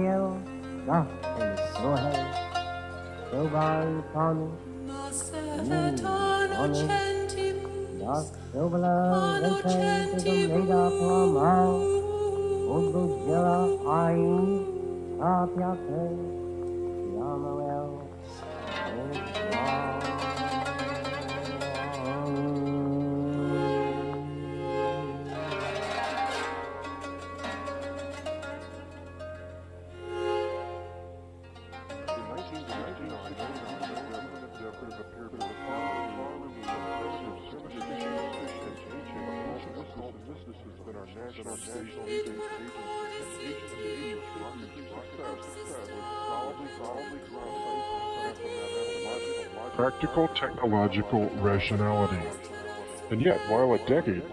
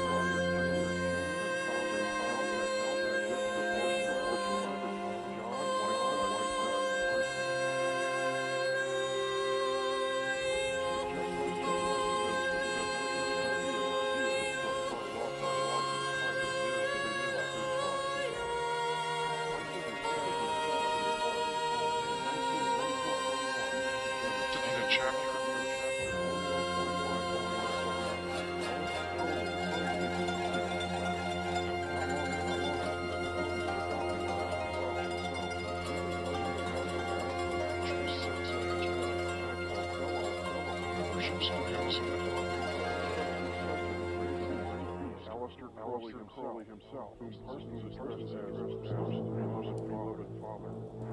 Crowley was convinced that contact with supernatural being offered salvation to the race. My observations convinces me that there are intelligence powers of far higher quality than anything conceivable, that they are not necessarily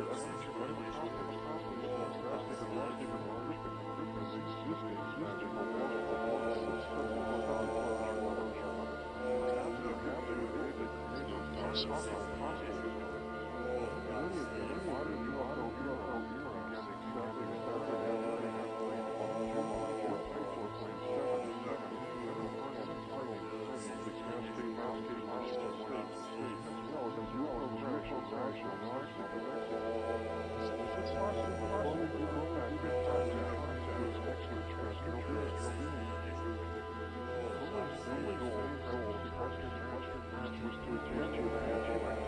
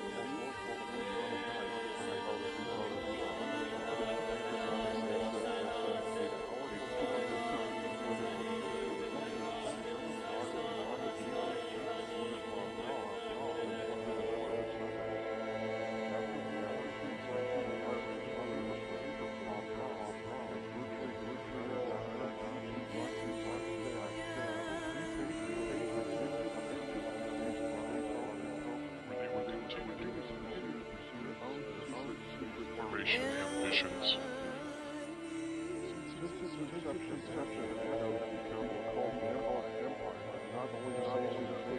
Yes.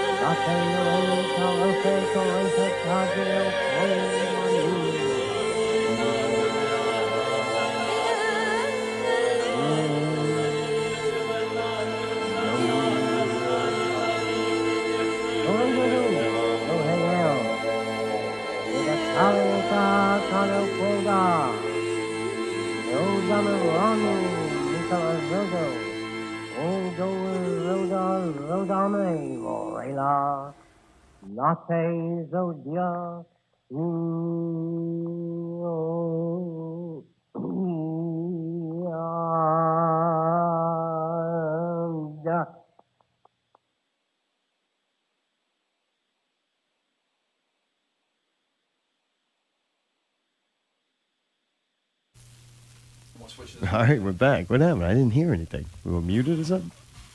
We were. Oh, you know what it was? That thing's got a big, long thing of End? silence after. So it keeping kinda- up on pace with last week. Do y'all hear some kind of sound? Yes. Okay. It's that pickup again since it's unplugged. Is there something I can do? Yeah, be quiet Oh, about it. shut up. How's that? It's fixed. Fuck you, dude. Fuck you, dude. So we talked about before break, and you listened to that little piece about NASA and the occult, and their ties in together. So NASA has no official confirmation that Nibiru exist, but it led me to find something else that NASA said did exist, and that was the landed on the moon thing. The Apollo 11 mission where we landed on the moon, and they simulcast it, worldwide. I don't know if it was worldwide, but at least here in American schools and homes, you could watch it live. And the video was so, poor quality that you couldn't really tell what was happening. It looked like watching, the Adam and Eve channel when you didn't pay for it. But it was in black and white instead of color. Right.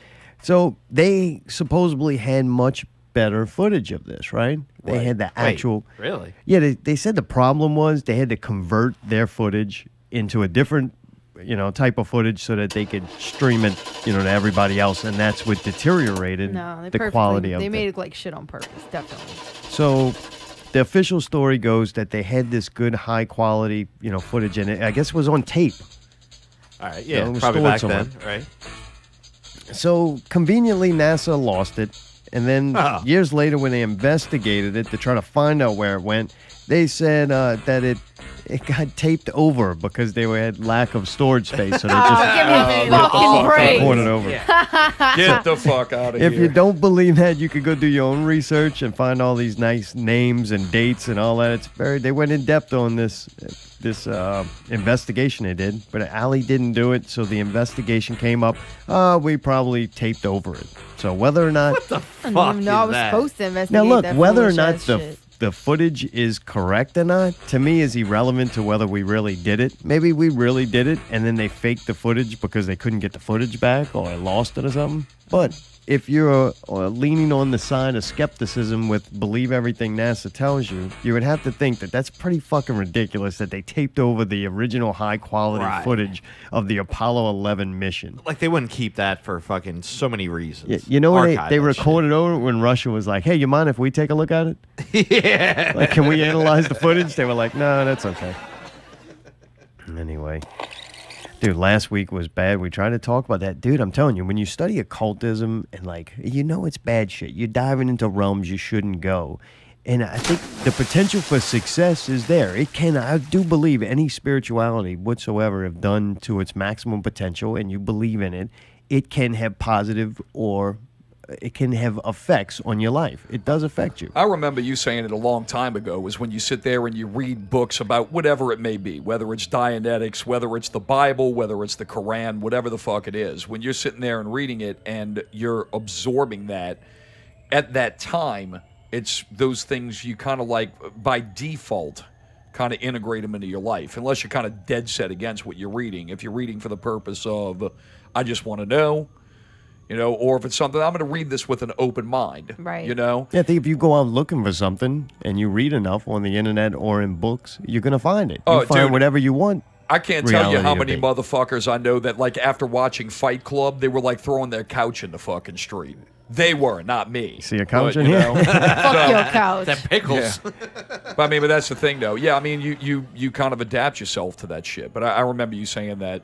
Yeah, it does take a lot out you. Yeah. Like, it does put you in a very dark place. And I think we're starting to get out of it. Like, we really are. We're starting to come to where now it's kind of worth it. You know, we paid the dues, we made the sacrifices, and now we're starting to transcend mediocrity, hopefully. We're going to try to do something really tricky right now. And this will know if we did transcend mediocrity. We're actually going to try to call last week and try to cheer myself up. I think we ought to do like the pickle challenge. We'll call us last week and try to do the pickle challenge. If Mayday's little device Done the will pickle work. challenge enough. You think it'll work? You want to try We it? can try it. What is it, a All right. time machine? Yeah. Let's try it. Ready? Yeah. Call him.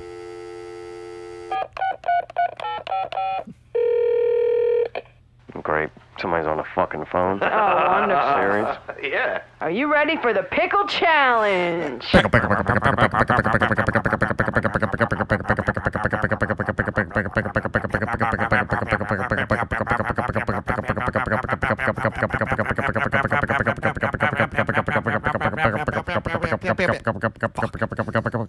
Good Lord. You hung up? Yeah, fucking right. We called. We really Dude, that called. was fun. Dude, we fucking called and hung up on it. Finally, it's a pickle. He's quick to hang up. Dude, I wonder what I'm going to say. I'll have to listen back. So you think if we listen back, we're going to hear it? If you listen to last week's show, you're going to hear us calling fucking go pickle. Dude, good job, Mayday. That fucking Lima 4.0 is bad. Damn, you guys are fast. Woo! Hey! Harry! All right, now that that's done, I feel much better. Speaking of feeling better now, it gave me the energy to dive into this. It's the Alley investigation. That's right. Our investigative reporter, Alley AB. One of my favorite segments. You too? You like this I one? like Alley Investigations. It's uplifting always. Yep. All right, what you got tonight? Welcome, everyone, to Not Real Radio's weekly Alley Investigation with your host, Allie. This week, is chivalry dead? Allie Well, Fletcher. it helps that we have an old person here because this is kind of an interesting topic. All right, I don't like Alley Investigations anymore. Canceled. I meant Fuck your Zartone. show. I meant Zartone. What are you talking about? He's older than me. You're old now, though. Y'all, you got glasses. I mean, all right, look. Fuck you, Tyrone. You just can't see. Glasses. I have glasses and you can't see. All right? See that? Actually, he does see that now. Oh, thank you. Does he see the fact that society as we know it is changing? No, All right, well, maybe he doesn't. Do you all, as men, it probably would be good to just start this with a question. How do you feel about quote-unquote chivalry? Yeah, it's dead, but so is it women dead, though? being But is it? submissive and subservient. So fuck it, you're gonna lose something. It's all about sacrifice. These But is fucking it bitches dead, don't want though? no Like, sacrifice. when They I'm don't want. No, I listen. didn't even get to do my thing. You got already. You want to roll? You asked Go me a ahead. fucking Go ahead, question. I'm gonna then. give you an answer. I didn't No, I'm sorry. expect all I wanted, Chivalry's a yes dead. or no. Go ahead. We gotta have equal talk time now. Thank you. What? Come No, on. it was probably a good rant. Go for it. No, what? I was just gonna say that It doesn't matter what the fuck you say. shedding light as this week somebody posted on Facebook that chivalry is dead, or is it dead, right? And it was kind of a question. You know, people are going back and forth, and a lot of people have the same opinion as you that chivalry is dead because women don't want it anymore. They don't act like the kind of women that would get chivalry and appreciate it or whatever. I don't know what to call that. But then they have like the feminists and they have the anti-feminists, and then they got the other people, and they have just regular motherfuckers like me who don't give a fuck, right?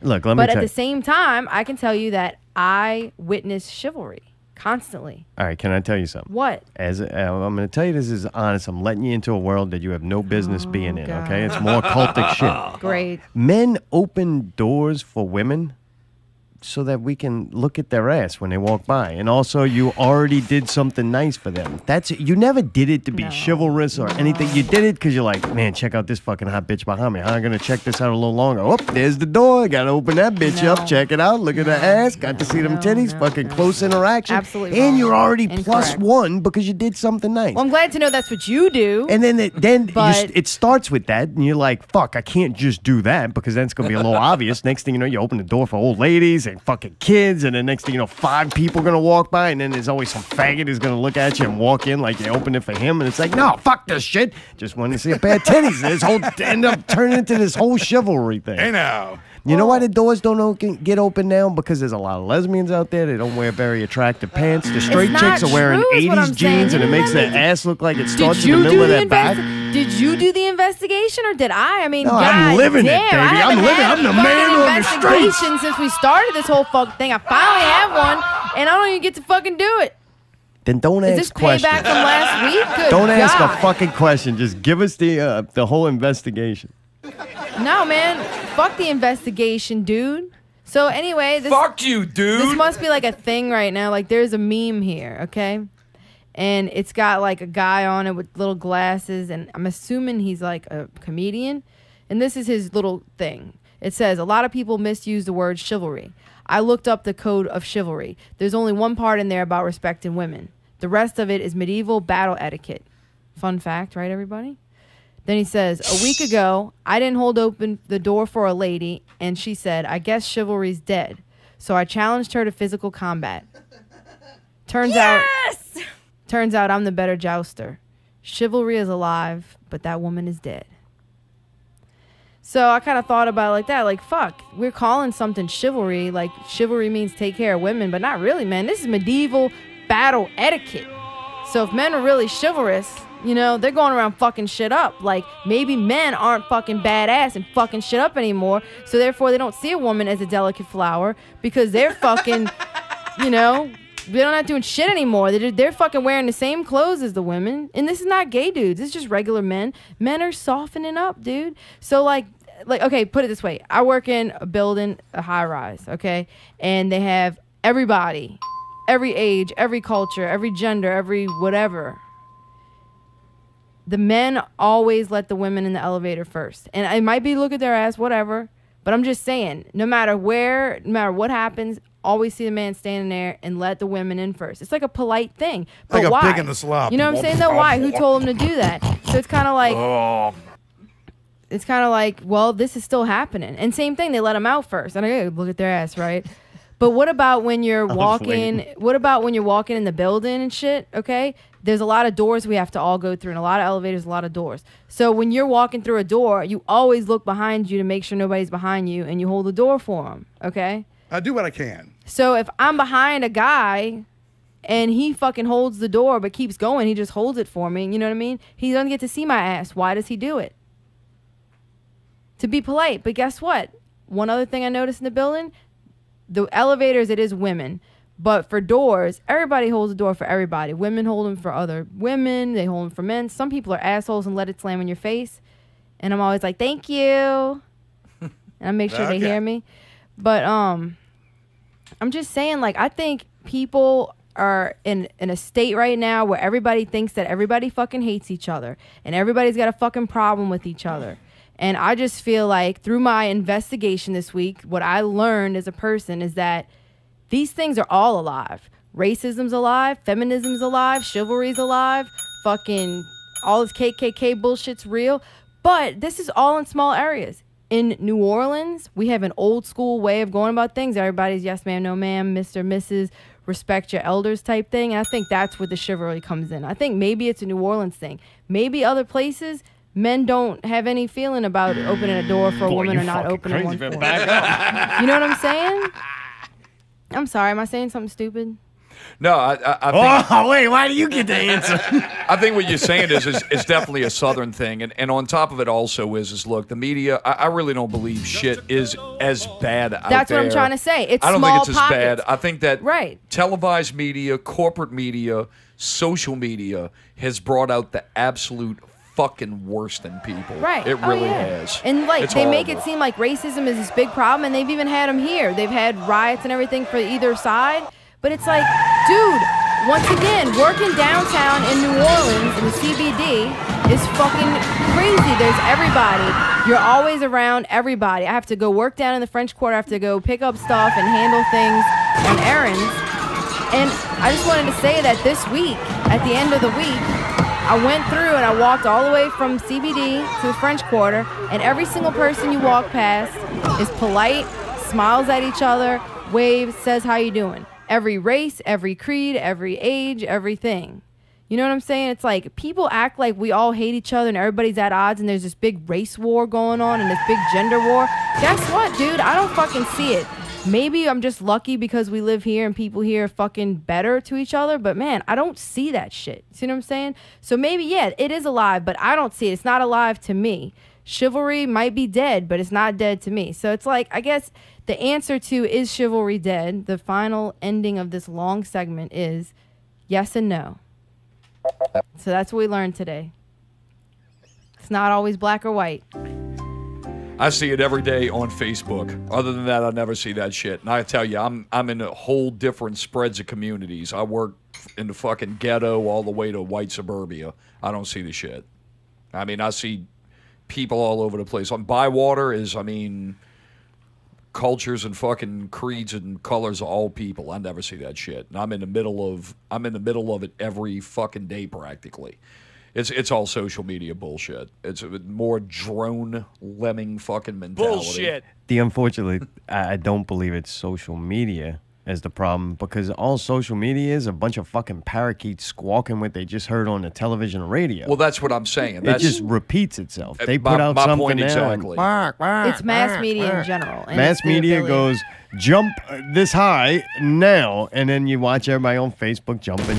Look at it. They talking about what they're supposed to be. Whoever spent the most money or the most tragic thing that happened, that's what everybody's talking about It's this just week. fucked up because everybody right now thinks they have to be up in arms with each other and like we have No, to only fight people this, who are we have paying to fight attention. this, fight this. But it's like, do you realize that these little pockets of hatred, people, like these little pockets of hatred, But we're doing exactly those are what we're small, condemning everybody, and and that's they're- why I I don't don't think like they're out any- in my Valley point, though, investigations. is, 'Cause hey, it's like, if I want this shit, I could just go look at Facebook. Your problem is you're paying too this much what the attention. fuck you did last week. You talked about that stupid fucking Donald Trump bullshit, the North Korea bullshit that nobody gives a fuck about. Hey, that I don't gave even a matter fuck now about it. Give a because fuck now last week. fucking the race war is going on, so now we don't give a fuck about that stuff anymore. Right. My whole We don't point care is, about that. I'm doing the same goddamn thing you did. I don't want to hear it, dude. But that's what I was guess just what you making do. a point that goddamn everybody fucking realize, look around you and the people you work with and the people you fucking see every day and realize we're not at war. Yes, we're we a are. fucking team. No, Dude, fuck I hope off. these people go outside and kill each other. I'll be inside fucking watching yeah, I on hope those goddamn small Facebook. groups that are fighting each other, sure, tear each other to shreds. We don't need extremists. We don't want that. Uncle- we want everybody Yo, to we just need more of fucking them. go to work every fucking day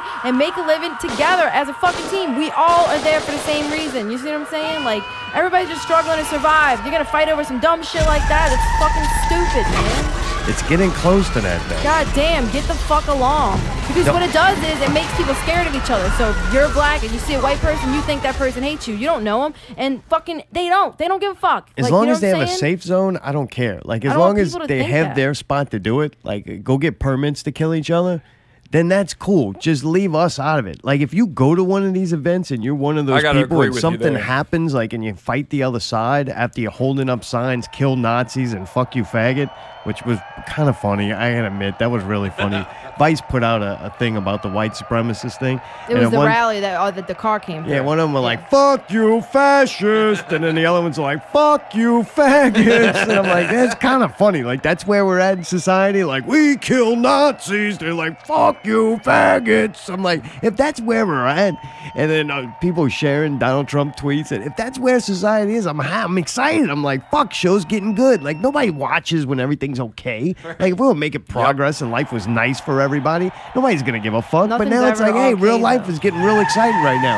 Back in the 60s, they were having riots and shit at rich white colleges in Berkeley, California, and all these higher thinkers were getting, beat up by the government and fucking, it was trying to be another whole thing to where they take, man, honestly, they were trying to usher in another dark age. And they didn't. A lot of people, I'll call them the neo-hippies, they got out and they started learning things and they refound Eastern philosophy and they refound philosophy itself and psychiatry and hallucinogenics. It happened all over again. And now those people get to watch the people who just never do quite figure it out. They're club joiners. They're just clones. They're sheep. They're drones. They're just doing whatever they're programmed to do without any rational thought or critical thinking or self-control. They're totally at the mercy of two teams. And they will fucking destroy each other if those two teams decide that that's what they're going to do. The Republican Party and the Democrat Party are like the Saints and New England Patriots. And this could be working up towards the big Super Bowl. How brainwashed do you have your teams that the way they will actually kill each other? And they'll kill their own people. That's how these wars work. If you think of giant wars, it was never one race of people going and killing another. They usually don't work like that. You actually kill your own people. Look at, and you go back to all the wars, and you're like, wait, it was the Japanese versus the Chinese, and it was the whole Europe is just, for a long time, was at war with each other. Even Germany was like going into France and Britain and stuff. So that's how these things work, because that's when you know you're brainwashed. You can't look at each other. And I think where we're at is going to be odd, but it's definitely escalating. You're watching it. It's a slow burn. It's a slow build. But just like every major, gigantic thing that happens in the course of history, you look and it seems simple. You blame it on one little thing, but you actually go back fucking thousands of years to see what's been laid in the groundwork of this fucking war, and it's just weird. Well, to back up what you said that nobody likes anything about progress. People only like, sensationalism and things that are fucked up. It's so bad. You can go on websites, well, not websites, but you can go on pages on social media, whether it's Twitter or Facebook or whatever. You go in there and you look at things that are people that are actually talking about progress and things of technology and things that actually can make the world better. From a technological standpoint, these motherfuckers are squabbling with each other about that shit. Right, yeah. Dude, it's ridiculous. Amen, man. It's unfucking real, dude. Well, one thing that's unreal I found at the movies this weekend, are you going to go see Birth of a Dragon? Of the Dragon. Not a dragon. This is the motherfucking dragon, Bruce Lee. This is the Bruce Lee movie that's made by WWE Films, right? Yeah, man. Yeah, It I'll probably be explains it skipping all. that. Yeah, it looks horrible. This is fucking Bruce. I don't know why. I got a little pissed off. Like, It's it insulting. upset me. It was such a master, and then they're going to kind of whore it out, right? I ain't even whoring out. Like, it's not good. I don't think the actor they got to play him is really that great. It's like they just were going, Yeah, we need a namesake. quick fix, right? Yeah. I get it.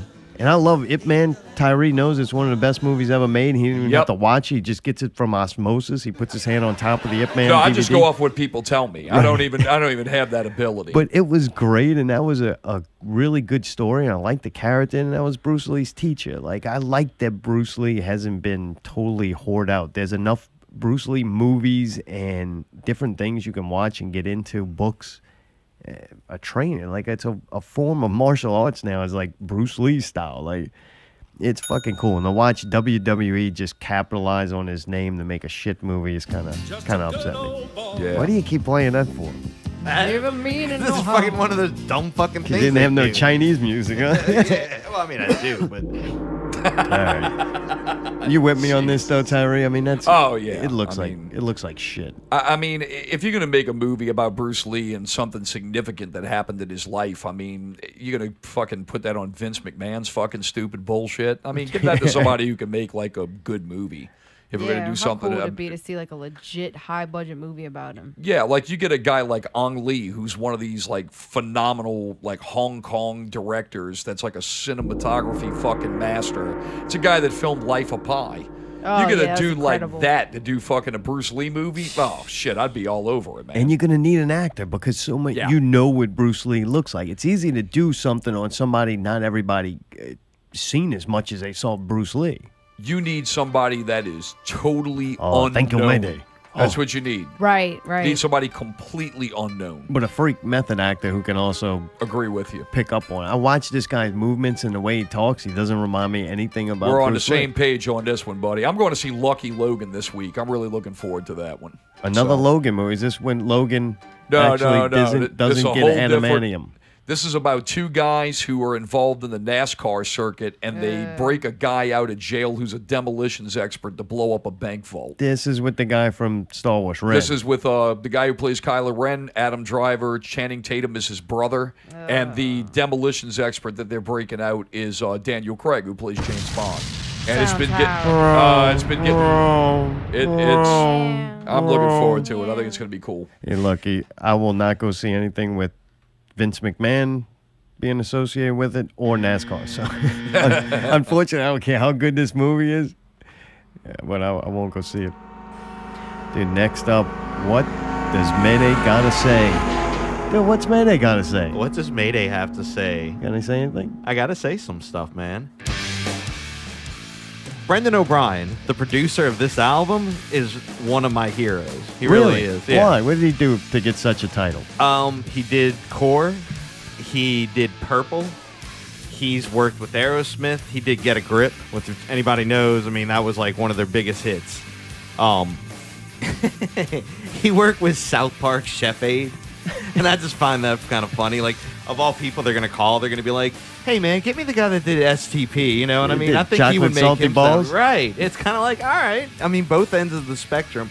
And to me, man, he recorded and mixed Red Hot Chili Peppers' Blood Sugar Sex Magic. Wow. That's yeah. pretty big one. That's an accomplishment. And to me, Core was one of those that changed my life as far as music. That was my first CD I ever got. Really? And I fell in love with that album. Yeah, that was a changing moment of like hard rock for me. Then it became Nirvana. Actually, it was Nirvana. This cat's an then- engineer and a producer, or Yeah. just an engineer? Yeah, and he's like produced like he's done Incubus, Pearl Jam. He worked on Pearl Jam 10, Mick Jagger, Bob Dylan, Tom Morello, Audioslave, Korn. He did Limp Bizkit's Rollin', Chris Cornell, Bruce Springsteen, and AC/DC, just to name Wow. a few. All I right, mean, that's this a guy's kind of no What a slouch. career, yeah, man. that's a who's who of fucking thing. Fuck yeah. I personally met him and worked with him, and he's a bad motherfucker. What? And Really? he's cool as shit. What Yeah. makes a guy like that a bad motherfucker? What stands out that he does that you're like, that's a bad motherfucker? He can. He's got the ear. He knows that sound to kind of push it and what that next level of. Somebody gives you an idea. Tarride says, I want to do a song like this. You've got to interpret that. And as a producer, you can interpret that, hear it, and improve it. You know what I mean? It's not that Tarride had the wrong idea. It's just, it was more of a connecting that idea and that thought to the next level. You know what I mean? Because ideas get weird as you're working on something. Yeah, like somebody will come up with an initial idea, and if they're too in love Right. with it, it can ruin it Right. sometimes. because So, it's like, kinda for example, morphed. I believe the story goes where he wanted to use the megaphone. Tyree? They didn't have a megaphone. Yeah, so they actually sang it into the fucking guitar pickups. It was one of those where it was just Oh, I something got you. different. All right. So you know what I cool. mean? So cool. So little things like that, that's really cool. What do we man. have around here that Right, we could get that right. sound? Yeah, or just he was fucking around and just captured it. And the sound he captured, man, I really love the drum sounds on Core. Well- That's one of my faves. I love that sound. Probably a guy like that that's sitting there, and when they do the intro to Dead and Bloated, he's probably sitting there and he's like, well, man, I want something that's ultra compressed. Right. And he's sitting there thinking about it, and he's like, well, dude, sing through a fucking guitar pickup. I mean, that's just it's a whole different type of of amplification of something. And he's one of which is those guys awesome, man. that I feel like he's willing to take that chance, and he's willing to take the chance with the artist. And I think that's a rarity because so many people are so like, oh, it's got to be ABC, verse, chorus, done. That's it, auto-tune, the whole thing. It's more of a, I'm willing to go there because I don't want to be stagnant. He'd rather fail than not take a chance. You know what I mean? I'm sure out of all these, he's failed quite a bit. And that's what I applaud also, is the fact that you're willing to go there. You know what I mean? He did the Night Watchman. We're going to get you a new bit, motherfucker. He did the Watchman with Tom Morello, your favorite. Oh, really? Yeah. All right. Hey, it was recorded well. Yeah, right? Sounded cool. I tell you, liked it. What amazes me is that you talk about a guy with a career that's that storied. You're Stone Temple Pilots. Right. You get signed to a fucking record deal. And whoever it is, I don't know the chain of command of how all that shit works. I've never been in the industry. But you have to pick that guy. But, I mean, how do you get assigned to that fucking guy? I mean, it's just amazing. Like, I mean, how does a person look at you and say... He was up and coming at that time, too, right? He had just worked with Soundgarden. Oh, really? Yeah, I mean... So, at that point, it's kind of like, you hear that sound, and then you go, ooh, I want that, and I want him to do that with us. But it wasn't... They called it a ripoff. Or it could have been the record label. The record label went, hey, you signed to us, and here's your guy. Yeah, I'm sure they had a heavy hand in it too. But I could see where him working with Pearl Jam, him working with Soundgarden, those kind of things could say, well, it's the same kind of magic he's working, you know what I mean? sound at the time, you know, we want to push this sound But to me, it the didn't. thing. So. None of the bands sounded the same. You know what I mean? None of the bands sounded... stylistically, they're all different. You know, that's one thing I love about Cantrell from Alice in Chains. Whenever they interview that guy and they talk about... It's an interview that was probably maybe from about a good maybe 5-6 years ago. All right. And they were talking about, like, what do you think about the whole, you know, grunge thing that you were, like, part of really setting apart? He's like, dude, I don't know where the fuck they got this terminology from. He said, I'll be honest with you. To me, Alice in Chains has been a fucking metal band. We just had a different sound. Right, We had a more modern the writer sound. from Rolling Stones. Yeah, I mean, we were labeled opposed them or something. That's how it usually happens. Like, people aren't going around calling themselves something. Somebody is trying to explain what they, you know, think that is, and they come up with a phrase, and next thing you know, it sticks. In that interview, I'm sorry, in that documentary that was mentioned earlier in the show that talks about the underground stuff of Seattle, they talk about the term grunge, and they said that Seattle thing blew up so fast that they went and they interviewed the guy who was like the CEO of Sub Pop, which was like the small indie label that launched all these motherfuckers into the stratosphere. And they had a grunge lexicon that was printed in Rolling Stone because Rolling Stone's going to talk about this mysterious rock and roll subculture that's located somewhere in the Northwest. These guys were trolling the fuck out of these people. And that's how all of that term and all that shit got created. It was the media that ran with all that stuff. Imagine that. So, yeah, I mean, the guys who all got signed in that shit, you listen to interviews with all those guys later, the ones that survived anyway. And when you talk about the grunge thing, and all those guys were like, that was the dumbest, stupidest fucking shit. And it was all a joke. They were all rock and roll bands. They just had their own sound. You know? Yeah, but they were also amazing rock and roll band musicians that had great songs. So, and I think Brendan also helped take those great songs and make them timeless. I mean, 30 years later, those songs, STP still slams. You know what I mean? I put on Cracker Man, and I'm like, in the last 10 years, if not 15 years, maybe besides Audio Slave or whatever, give me a band that comes close to rocking that hard. You know what I mean? Just song-wise and all that. I'm being honest, dude. I'm not trying to sound old in any way, but as far as good sounds and all that shit, dude, that's heavy fucking... I think the magic of a lot of those bands, yeah, they're technical players, but they're technical, like, in their own way. You know, like, you could sit there and make the argument, these guys who were, like, all these shredders in the 80s and shit that could play, like, these arpeggiated fucking chords out of their asshole. These guys that came in the 90s, man, it was... like Splinter. It was like how they wrote shit. It was how they did it. It wasn't so much what they were doing. It was this alien shit that they were coming up with. I mean, dude, look at Trent Reznor. Guy's a freak of fucking nature, man. You know Bet you they had an eclipse around then. They did some kind of ceremony. But I think that's the thing. I mean, another guy who's a prime example, Adam Jones from Tool. That guy doesn't really... Like, what he's playing... isn't really difficult, but it's what he's conceived in his mind. The fact that he did it then. Yeah, it's unbelievable. And to me too, that it's so much bigger than just him and a guitar part. He's scaping, like it's sonic scaping, landscaping. Right. You know what I mean? He's almost making like, I don't know, next level shit to me. You know That's what what all these guys were doing, though. Yeah, I mean, Agree with you on there, Tyree. Well, dude, that's pretty good, man. I'm glad thank Mayday had to say something, and that's Yeah. what it was. Yeah, I got excited only when one I cue saw card this, for this guy. right? Really, you knew? Oh yeah, I knew. I right. knew the whole spiel about all these guys, man. Well, good job. You know what I learned? What's that? I'm gonna give something 2 fucking czars right now. 2 czars. 2 czars for out with Oh, that's fucked up.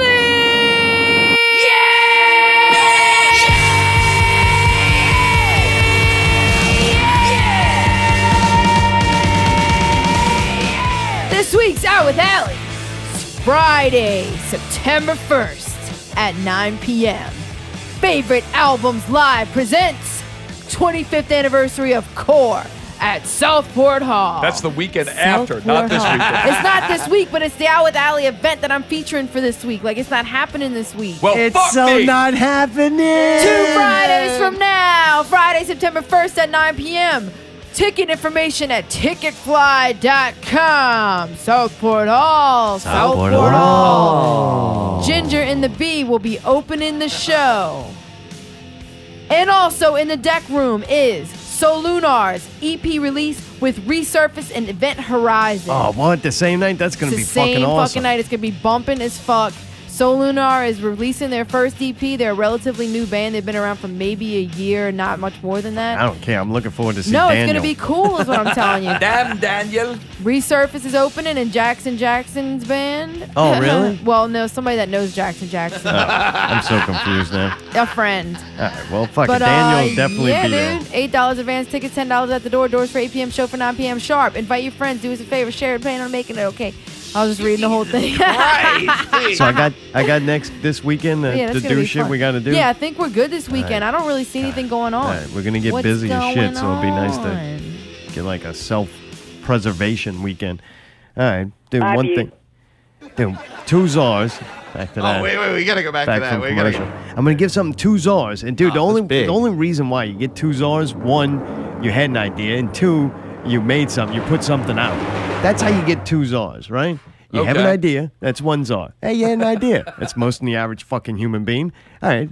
2 is, whoa, you actually completed it. You put something out. You made a product. And it's like, hey, you get 2 czars. It's like signing your name on the SAT. You get 600 points. There you go. There it Right, is. That's right. 2 czars. Now, now this is out of 10 czars. Is You're correct. the magical total? Yeah, and 10 is like fucking, yeah. That's you got goosebumps, busted Right, a you've nut and transcended fucking, mediocrity. Yeah, you're gone. You got the tingles. You escaped a complete reality for 10 czars. I don't know if that's ever going to happen. But 2 czars, they did make a project. This is actually a long-standing company, like a lot of money, EA Sports. If you're in sports video gaming, but they should be the top. I mean, they got a goddamn whole franchise built on it called EA Sports. I'd agree with that. It's in the fucking game, yeah. Well, dude, this Live 2018 is fucking dog shit. It's so fucking horrible. It's so disappointing because I played Lives before and Live has been okay. It's This never, is NBA that we're talking about? yeah, or- NBA Okay. Live 2K18. I mean, Live 2018. It's fucking horrible. First, it starts off with the face scan. I remember it being really cool, but I keep getting confused because I was playing Live and NBA 2K16 at the same time, so I get confused sometimes of which one was which. Ended up finding out later on that 2K is fucking just amazing, right? Later, like a year later, I took a year off from basketball games, and so when I went back to play, I started playing 2K, not Live because Live sucked. So the new year comes out, and I'm like, I'm going to give them both a try. And luckily enough, they both give you a decent enough demo to where you can really Get into it a wrap little your bit, head right. around it. Well, speaking of wrapping your fucking head around it, I go to do my face scan, right? I gotta connect. It's right here. It's got a camera on it. It did really well last time.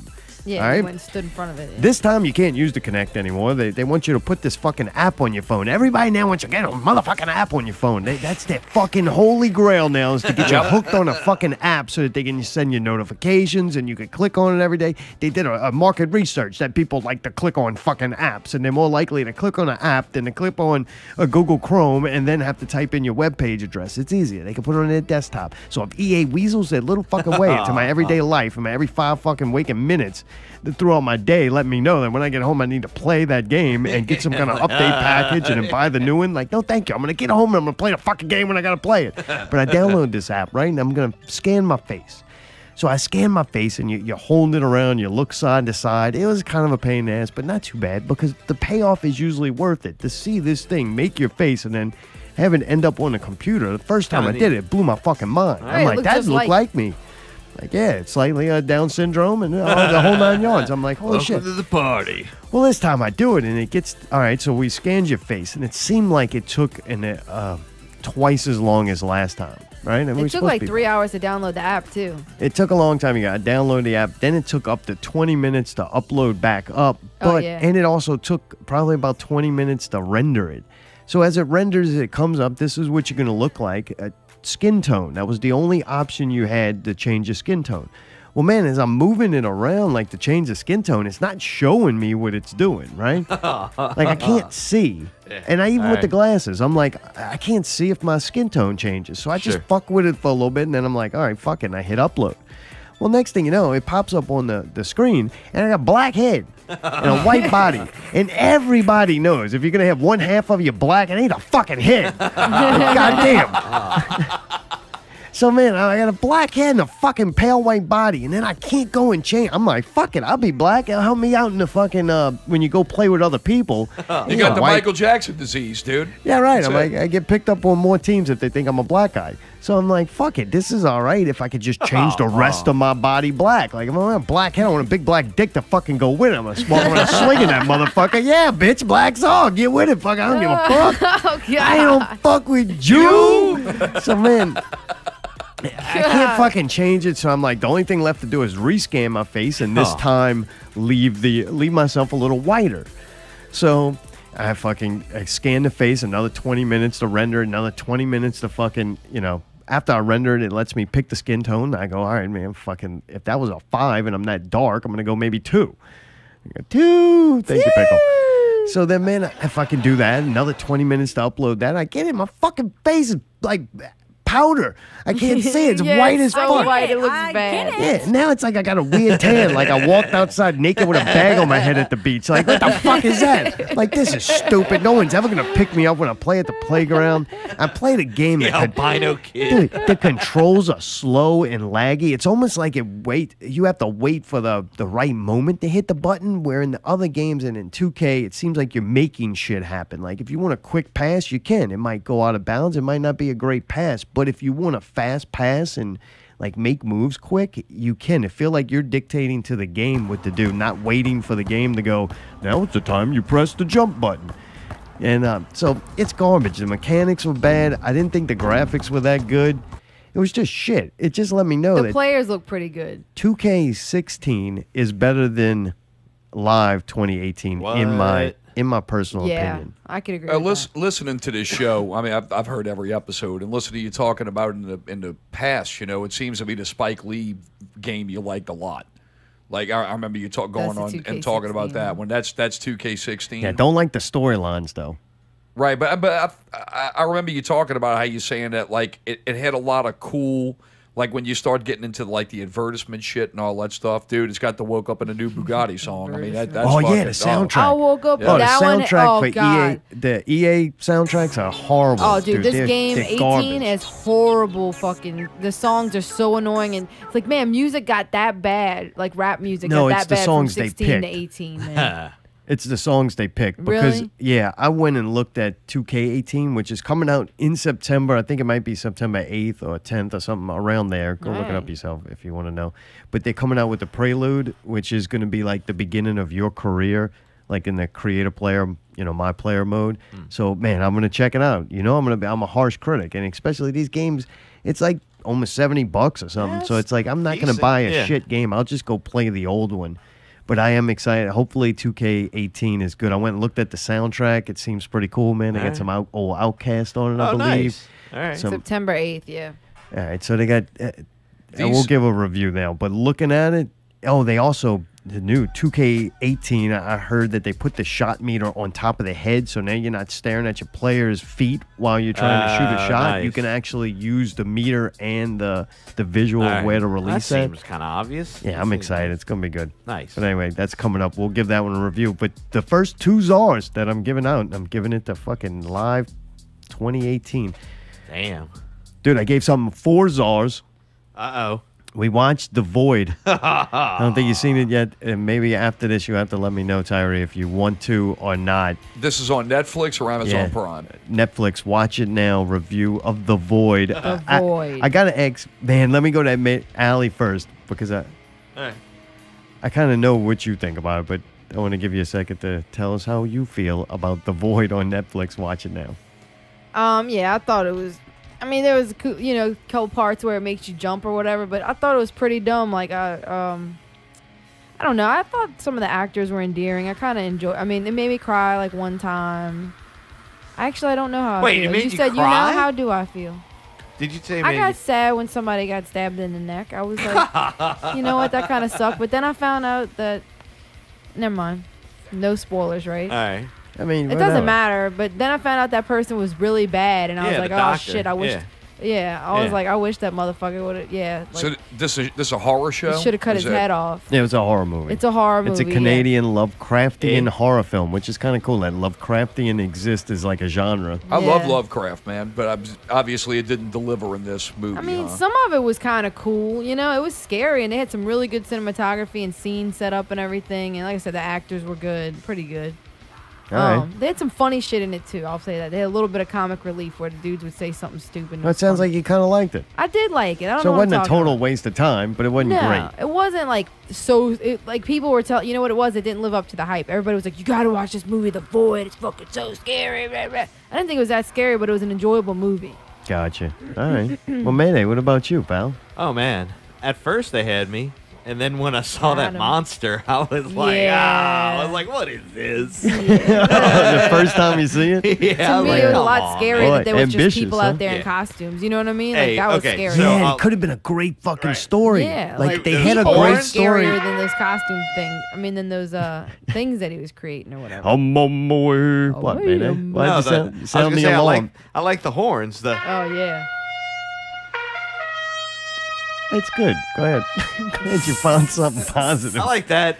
It was kind of creepy where they did have like that shot of the forest with everybody right there, Oh, and then yeah. they changed the It's lights. fucked up. They had creepy moments. That was one of them that got me. I was like, that's kind of cool. When they went down that stairwell and they had the symbol on the door, that got kind of creepy for a minute. And then they went down that corridor. It was like, all right, that's some pretty creepy shit. Like they had moments when they had me, and then they just lost. Were me. you surprised to see that old Papa was the dude Oh, though? Papa. Oh, Papa. Yeah, it did get me in the Yeah, beginning it with caught me. I right. was like, what? Now at the end, I thought it was kind of cheapish. It was almost like a Hellraiser meets Leviathan meets Yeah, it did remind me of a Hellraiser. little bit of I don't know. You know, the what was the Canadian movie with the zombies? Pontypool. Yeah, a little bit of Pontypool. Pontypool's fucking awesome though. Yeah. This It I would had a not. moment. This is Yeah, I not know, up but to I'm saying like as Pontypool's far level. as that kind of See, weird. Pontypool did what I think would have been smart for them to do. It was like a slow build to where, man, it was just dialogue and them in that room. And for a long time in the movie, probably almost a halfway through the movie, it's just them building this 3 people in a radio studio. And then next thing you know, the action and shit. They didn't try to do what they couldn't, which this movie really jumps out the gun. Like, it's okay. And then once it gets to that part where it's like, that's what they couldn't afford. Right. It- They should have held off on it. Like, if they were going to do that. All just right. Oh, they save it to didn't the Well, end. you don't a lot show of it. the Sometimes dumb it's shit. scary to just not show Yeah. the monster. Right. Or just the people outside. Like the people That was outside in the fucked up. white cloaks. Oh, yeah. It's like, man, that was intense. Yeah, definitely. All right. I'm going to give it 4 czars. 4 out of 10? Yeah. I really enjoy like the Lovecraft genre. I like that stuff, but I think that the sensibilities of horror movie fans are just so different now. I mean, with Lovecraft, everything with that guy was a psychological horror with a lot of the characters recognizing that you were a little speck of shit in this crazy fucking universe that had these scary unknown things that would basically crush you psychologically when you realize they existed. That shit's so heavy now for somebody who's just like, yeah, I think I'm just gonna pop on a fucking horror movie. You know, it's a tough genre really to crack. You know, so Yeah, I think if you like horror movies, you're probably gonna like it though. And I gave what? Oh no, go ahead. I'm gonna give it 4 Zars because of the Asian chick. Oh, you liked her. I liked her. I thought she was cool. She added at one point when she says, "Fuck this job," it made me laugh. That's We kinda had Tyree on the Lima, you know, not liking his job, and when she did that, I was like, man, everybody, it's something you can relate to. I thought her character was like endearing. She was actually, her name is Ellen Wong, but she was the only thing right about this series. She's also a Kim on Glow. Oh no, I don't know. Yeah, I think I don't know her name, but she played on Glow. Oh, she's Yeah, it a was fortune Kim, cookie. Yeah. I think, or maybe. Oh her yeah, name's yeah. Kim, So she was fortune cookie in Glow. I like fortune cookie. Yeah. I like fortune cookie. Me too. I thought she was She's a good. cute chick, no like. though. She was funny. I also like the costumes. I think whoever made the costumes those and were shit, cool. that was cool. Yep. I think the wardrobe and shit was. Yeah. It looked The cinematography on that was done really well too. Does it take place in modern day, or is it like Lovecraft, where it's like 20s or 30s? It's 80s. No, No, it's it's modern. like- yeah. yeah. Oh, okay, gotcha. But it's like a podunk town or something. Yeah, right. You couldn't tell if it was from the 80s or just somewhere now that still looks like it's from the 80s, like most of Airline Highway. I gave him credit for the trying to do, like, I'm going to call them practical effects. You could see it wasn't a lot of CGI. It was makeup and prosthetics and I don't know what else some of They those had a things were. contortionist in there. I thought at the end, the light with the guy in front of it, that and was his kinda cool. makeup and shit, it looked fucking good. I'm like, man, you didn't need all this other, whatever Right, that shit, bubbly yeah, monster that- thing. with Just the cut thing. that out the Yeah, movie and definitely. have it build to where Right. at the end you find this like agreed. pinhead-like creature Yeah. with Yeah, the yeah. light. I thought it looked fucking awesome. Then they blew it when they tried to make these weird monsters or Yeah, whatever. that That was was stupid. fucking dumb. Yeah, it was dumb. Well, that's where a lot of that Lovecraft horror comes into. Is the weird, the elder monsters, you know? So Yeah, I just think it's sad that even this movie, with the amount of money and shit, that you couldn't have had a better story or better like directing. Yeah. It's like everybody just makes these things because they can. It seemed like it was a bad edit job. It seemed Yeah, like the that parts too. were there, and it just seemed like they just cut to a couple little parts. I'm like, wait, what happened? Yeah, they had You're it. Yeah, totally they had to gonna have a just go- decent budget though, and Yeah.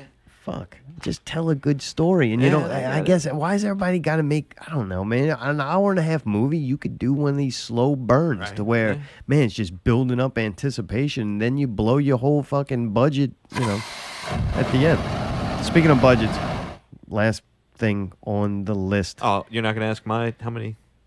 5 out of 5. What? I was gonna say I gave it a 5 out of 10. You don't give Zars, I do. Oh, hey, well, the reason I wanted to say it is Where's it rank up on the Mayday meter? The Mayday meter, I like man. that. Well, There he you gave go. it 5 stars. You give it 5 czars. All right, So- I gave Gotcha. it. I'll give it 5 Maydays. Really? 5 out of 10 Maydays. All right. I'll give him an extra little point for creativity. The Mayday meter is up to that. 5. NJ, however, gave it a 0. Ah, I was like, we don't have a 0. She She's doesn't like, care I if don't you- care. It's a fucking 0. Like, She hated it. They had an idea and they accomplished something. Yeah, I wish they wouldn't have. It's one thing I love about NJ. She's blunt as fuck. oh, dude. She Lays it fucking out, literally boy. got up at the end and like, that is fucking stupid. And I just walked out of the room. I was like, all right. And I asked her, I was like, well, wait, what did you rate it? 0. You know? I gave it a 4. Yeah, I can't tell people. I do not want to tell people to watch Yeah, it. that's a Except bad for, one. there's a little couple of moments, though, the way I thought was kind of cool. Like, this would be, no, it wouldn't. You know what? If you worked on this movie, unless you're the actors, just never make another movie. Think of James Gunn like Slither. To me, I'll put this at the same kind of budget and type of movie Yeah. with where these directors are. You could tell why James Gunn makes Guardians of the Galaxy. Slither was fantastic. I guarantee Oh, you, yeah, it whatever was movie, wicked. whoever made The Void, their next movie, they're going to have The Rock in it. And probably Will Smith, too. Maybe it'll be a buddy movie. And fucking Samuel L. Jackson now. Jesus. One thing, none of those people are in Netflix The Defenders. Season 1, Episode 1. That's right. All your favorites. Got Iron Fist, Luke Cage, Daredevil, and Jessica Jones all in one series. Now, they've come together to fight Sigourney Weaver, who's been alive forever. So, Yeah, she's. Yeah. I don't know. I had a couple of. We watched 4, right? We ended up watching 4 3 episodes. and a half. Got you 4. I started falling asleep on 4. So Luke Cage, I noticed a couple of things. Luke Cage, when he walks, fucking music plays, like rap music. He can't walk somewhere without rap music playing. It's just fucking odd to me. It's so goddamn racist. These fucking Hollywood, I'm being serious. It's fucking racist. Like, they don't even know how racist they are. Like, dude, fucking Iron Fist walks somewhere and you don't have fucking Pearl Jam or some kind of Asian music playing. The music's not even in the foreground of the character. Like, why? Because Luke Cage is black. His music's such a fucking predominant. Like, they gotta infuse music into this character, and it's like, that's fucking racist. It reminds Luke me Cage of might not like music. Reminds me of the scene from Hollywood Shuffle made by Robert Townsend. It was I know it wasn't a Hollywood Shuffle. It was I'm Gonna Get You, Sucker. And that's the thing. The big joke in the movie is that before any of the black cops can go move anywhere, they have a funk band that follows them to give them background music. No one else do they do that. They don't do that to Jessica Jones. Like, they don't go to Jessica Jones and go, she's potentially a lesbian, so let's infuse Jessica Jones with a bunch of lesbian propaganda. You know, they don't do that. They don't go to fucking Daredevil can't see. Why don't they fucking infuse Yeah, but they did handicappedness? infuse it in her show. What?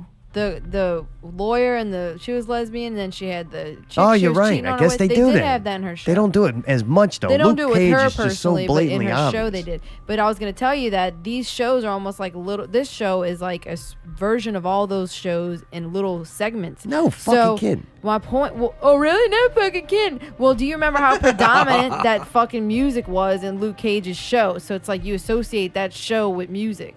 That's why, probably. Yeah, I guess so. I don't know. I think I don't have no problem with Luke Cage. I think he could be a cool character. I just think that it's bad. I don't know if it's the actor or what. And now that they're all in one series, I can really see it. I'm like, you know what? Jessica Jones is by far the best and well-written either character or actor. I can't tell what it is, cool, but man. she the best. dominates. Like, when she's in a scene and she's delivering her the dialogue, it's fucking great. Yeah. And her and Daredevil, when they interact, it's good. Yeah. They're good. It goes Jessica Jones, then Daredevil. Dude, the shit with Iron Fist and fucking Luke Cage is goddamn. It's as horrible as the two series It's horrible. were. I'm It's like it's their either these acting actors. is so bad. No, is it's it the acting? The acting's bad. Oh, it's fucking dumb. Iron Fist, it seems like a fucking I fucking dumbass. hate Iron Fist now. Like, I didn't really like him that much, and then we saw this. He's garbage. Only thing good about him is Wing. Fucking comes and saves the day for him all the What, time. his cute little girlfriend? Yeah, she's cool. Yeah, she's a good awesome. actress. Yeah, I've always liked her. It's like, I think that's why she's still in it, because they know if they took her away and he's got to rely on him for his character, he's fucking horrible. Like, this dude can't act. And Luke Cage, I don't know. I think he's bad too. It's like, just not He's a bad entertaining. actor. I'm sorry, but they're both bad actors. Is that what it is? Iron Fist and Luke Cage, both of them. They said that Jessica Jones season 2, which you guys probably exciting news for. I think it's exciting news. They said the Purple Man's coming back. What? Oh, yeah, really? for season 2. Shit. Yeah, They didn't kill Grave. Maybe a prequel or something. I About the don't time. know. They said he's gonna come back some kind of way. The cool thing about Jessica Jones too is, and they do write this into the story, but you wouldn't kind of know unless you know. She was like a superhero one time. She wore the outfits. She was out there like an Avenger, and then she gave it up, and that's why now she's so reluctant to go back. But knowing that she was a costumed, superhero, if you kind of know that when you watch it, then you get some of the jokes. She makes a lot of smart-ass comments of something that they've never kind of touched on in this show. So maybe they'll work backwards with Jessica Jones. Yeah, and like what she did before she became like jaded. Yeah. But the show, I give it 5 Zars so far. And it's climbing up each time because of how good Jessica Jones and even Daredevil's pretty good. They got the right guy to play him. I remember that guy from Boardwalk Empire, and he was fucking awesome. Yeah, I'm loving him in his Daredevil. Their sarcasm and the way they all work together is kind of funny, but man, when they leave Iron Fist and Luke Cage alone together, God, that show tanks, which is sad because that could be the heroes for hire, and that could continue on and spin it off that into would be something a else. horrible show. Right. Heroes for Hire, I wouldn't watch that Yeah, shit. unfortunately, that's the way it is. What do you guys think about the Punisher? Have y'all seen any of the trailers I think for it? he's awesome. They're doing a show just for him. Yeah, they're doing a show just for him, and the new commercial for it. The guy, John Bernthal, that plays Frank Castle, the Punisher in the series. He was in some interview and he said that this is going to be even more dark and more violent than what they've put out so far. Fucking right. He said that he's he said he took extra special measures when they read the when he did the script. He said, I don't even want the viewers to like me as a character. I want them to sit there and look at the character and say, this fucking dude's unhinged. He's fucked up. He said, that's the kind of stuff I'm going for. And it's got potential to be good. Love him. Yeah, I'm excited. It'd be pretty cool. I love that actor. I mean, Me too. I say it on PPV all the time. I think the reason why he's so perfect for it is you read interviews with that guy, that motherfucker's crazy in real life. He wants to be so the Punisher.